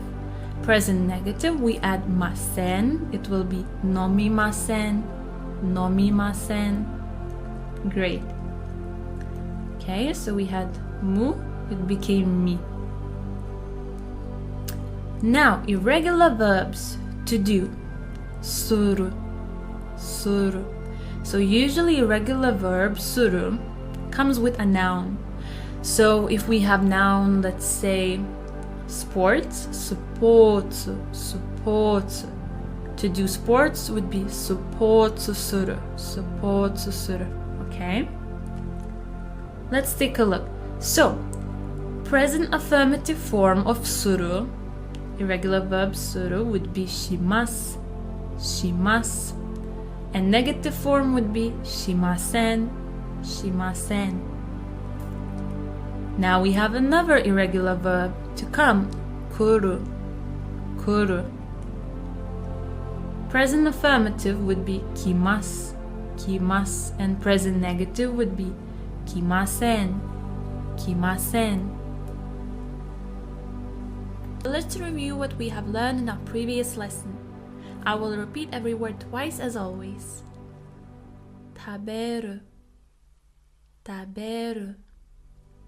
Miru, miru. Okiru, okiru. Neru, neru. Nomu, nomu. Yomu, yomu. Hanasu, hanasu. Kiku, kiku. Iku, iku. Kaeru, kaeru. Suru, suru. Kuru, kuru. Kiru, kiru. Iru, iru. Kau, kau. Very good. Now, today we will learn more about grammar, or bunpo, bunpo, bunpo. Very good. So, let's talk about word order in Japanese sentences. So, in English, we have SVO, subject, verb, object. So, for example, if we have a sentence, it would be I eat sushi. I would be subject, eat would be verb, object would be sushi. And this is frequency, right? How often? So I eat sushi. However, in Japanese, it's SOV. So it means that verb will always go at the end of the sentence. Let's take a look. 私はいつも寿司を食べます。私はいつも寿司を食べます。So, I always sushi eat. So you can see the difference between SVO and SOV. Very good. Now let's take a look at this example. 私は今日大学で英語を勉強します。私は今日大学で英語を勉強します。So we have 私は topic, 今日 today, time, 大学で place, at the university, 英語 object, English. 勉強します study, will study, verb. Okay, so I will study English at the university today. Okay, but the most important thing in this sentence is the order. So we have topic, time, place, object, verb. Verb will always go at the end. Okay, very good. Another example sentence. 私はよく9時に家へ帰ります。私はよく9時に家へ帰ります。So we have 私は as for me, よく often, 9時に at 9 o'clock, 家へ home, so we have a goal, 帰ります return. So I often return home at 9 o'clock. Again, the order is very important. We have topic here, frequency here, and time. So frequency comes before time, then we have goal and verb as always at the end of the sentence. Very good. Now today we will learn a few frequency adverbs. So let's get started. The first one is 時々時々時々 sometimes.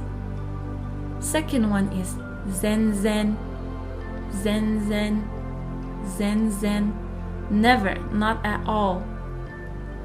Third one is あまりあまりあまり not very often. よくよくよく often. Now let's take a look at this sentence. 私は時々レストランに行きます。私は時々レストランに行きます。Okay, so we translate it as I sometimes go to the restaurant, but let's analyze it a bit. So 私は as for me, 時々 sometimes レストラン restaurant 行きます to go. Yeah, or will go, or I go. So very good. So as you can see, 時々 comes here. Okay, comes here, not at the end of the sentence, right? It comes here. Very good. 私は全然肉を食べません。私は全然肉を食べません。Okay, so we translate it as I do not eat meat at all. Okay, so 私は as for me, 全然 not at all, 肉 meat, 食べません don't eat. Okay, so I don't eat meat at all. Very good. アリソンさんはあまりビールを飲みません。アリソンさんはあまりビールを飲みません。Allison doesn't drink beer much. So let's take a look here. We have amari, well, not much, right? And with amari, we will use a negative form of the verb. Okay? So with tokidoki, right, we used affirmative form of the verb. But with amari, we use negative form of the verb. And same thing goes for zenzen. Okay, very good. 私はよく本を読みます。私はよく本を読みます。I often read books. Okay, now let's take a look here. So we have よく 時々 so よく often 時々 sometimes and 毎日 every day. With these three frequency adverbs, we will use affirmative form of the verb. Okay, so I wrote here shimasu just as an example of an affirmative form of the verb. Very good. Now with zenzen and amari, we will use negative form of the verb. So with not at all or not much, we will use negative form of the verb, and I wrote here shimasen as an example. Very good. Now let's take a look at this question. スポーツをしますか?スポーツをしますか? Do you play sports? Do you play any sports? And let's take a look at how we could reply to this question. 毎日テニスをします。毎日テニスをします。I play tennis every day. So with every day, with 毎日, we would use affirmative form of the verb します. Very good. 時々します。時々します. I sometimes play some sports. Sometimes. 全然しません。全然しません. I don't play sports at all. Now let's learn 3 more frequency adverbs. The first one is たまに、たまに、たまに, occasionally. Second one is いつも、いつも、いつも, always. And the third one is 大抵、大抵、大抵, usually. 私はそれをたまに使います。私はそれをたまに使います。As for me, that occasionally I use. So I occasionally use that. Very good. たまに料理をします。たまに料理をします。I cook occasionally. 料理をする means to cook, to make food. いつもラーメンを食べます。いつもラーメンを食べます。I always eat ramen. 大抵11時に寝ます。大抵11時に寝ます。I wrote 23 here, but I mean 11 o'clock. Okay, 11 p.m. So I usually go to sleep at 11 o'clock. So let's review our few new words that we have learned in our previous lesson. 会う、会う、取る、取る、待つ、待つ、わかる、わかる. Very good. And now, let's begin our new lesson. So today we will talk about verbs again, or 動詞、動詞、動詞. And we have number 2 written here. Why do we have it here? Because we have already learned a little bit about verbs. But today we will talk about the past tense. So we will talk about the Japanese verb conjugation in the past tense, alright? So let's review a little bit. Do you remember what types of verbs do we have in Japanese language? We have ru verbs, u verbs, and irregular verbs. Irregular verbs. Very, very good. Now, let's get started. So let's start off from ru verb conjugation in the past tense. So let's take our verb taberu, to eat. So to get our word stem, we need to take away the ru. Okay? So we take away the ru and we have tabe, tabe, which is our word stem. Okay? And to that word stem, we will add the ending for affirmative and negative in the past tense. So let's start off with affirmative. So to tabe, tabe, we need to add past affirmative ending mashita, mashita. Although it is written mashita, we say mashita, mashita. Very good. So the full word ate would be tabemashita, tabemashita. Very good. Now for the past negative, to tabe, we need to add masen deshita, masen deshita. And then we would have didn't eat, tabemasen deshita, tabemasen deshita.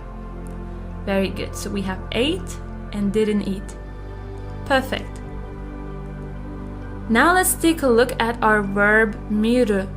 Miru, to look, to watch. So from miru, because it's a ru verb, we take away the ru And we have our word stem, mi. Mi. And to make past affirmative to mi, we need to add mashita. Mashita. So we will have mimashita. Mimashita. Very good. And for past negative to mi, we need to add masen deshita. Masen deshita. So we will have mimasen deshita. Mimasen deshita. So watched and didn't watch. Perfect. Now for my favorite verb to sleep, neru. Neru. We take away ru and we have ne. Ne. And to that ne, we need to add mashita. Mashita. So we have nemashita. Nemashita. Slept. Yeah, past affirmative. And past negative would be nemasen deshita. Nemasen deshita, because we added masen deshita. You see? Very easy. Now, let's take a look at u verb conjugation. So we have this verb au. Au. To meet. Okay? So it ends in u. In u. So what do we do if our u verb ends in u? We go one step back. Okay? It doesn't matter if it's ku, su, tsu, nu, etc. For u verbs, we will always go one step back in conjugation. So if it's u, it will turn into i. What do I mean by that? Let's take a look. Au, au, to meet. We take away u. Okay?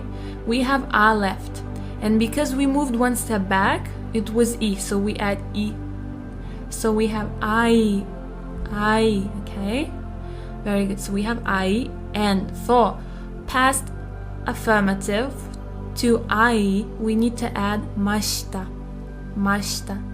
And our final result would be aimashita. Aimashita. Met. Okay? For past negative to I, we would add masen deshita. Masen deshita. So our final result would be aimasen deshita. Aimasen deshita. Didn't meet. Okay? Our next verb, kaku. Kaku. To write. For ku, we move one step back, it will be ki. Ki. So let's take a look at kaku. Right here. Kaku. We take away ku or u, right? And we move one step back, so we have to have ki. Ki, okay? So we have kaki. Kaki as our word stem. And to kaki, for past affirmative, we need to add mashita. Mashita. So we will have kakimashita. Kakimashita. Wrote. Now for past negative to kaki, we need to add masen deshita. Masen deshita. So we will have kakimasen deshita. Kakimasen deshita. Didn't write. Okay. Let's take a look at toru. Toru. To take a picture. So for u verbs that end in ru, we will move to ri. Ri. If you can see at the bottom. So toru will become tori. Tori. This is our word stem, okay? So for past affirmative to tori, we add mashita. And we have torimashita.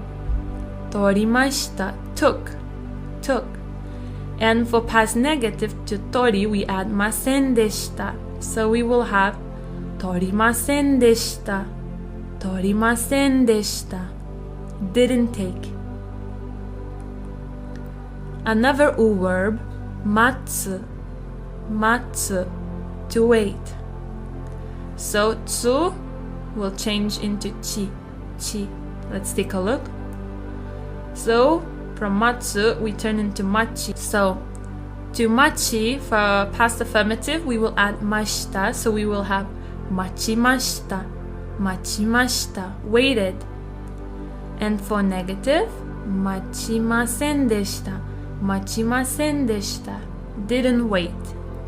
Another u verb that ends in ru, wakaru. Wakaru. Wakaru. To understand. So ru would move into ryu. So from wakaru, we move to ri. So we will have wakari. And to make past affirmative to wakari, we need to add mashita, and we will have wakarimashita. Understood. And now, if we want to make past negative to wakari, we need to add masen deshita. So we will have wakarimasen deshita. Didn't understand. Now for irregular verb conjugation, as you can remember, we have only two irregular verbs, suru, to do, and kuru, to come. So let's start off with suru, to do. Past affirmative would be shimashita.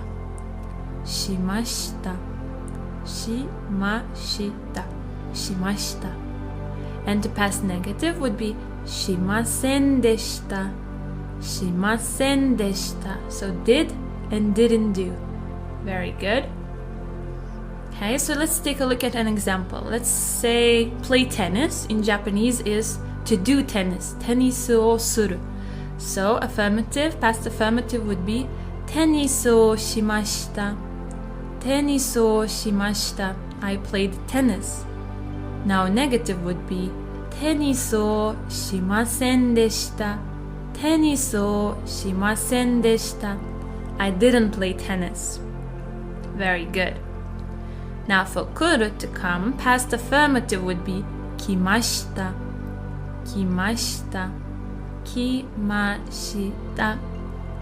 For past negative, it would be kimasen deshita. Nice. Now let's take a look at some examples. Past affirmative. Daigaku ni kimashita. I came to the university. Past negative would be daigaku ni kimasen deshita. Now we have one more verb that we use it very often. It's des, which means is, are, am. So the past affirmative of des would be deshita. And past negative would be janakatta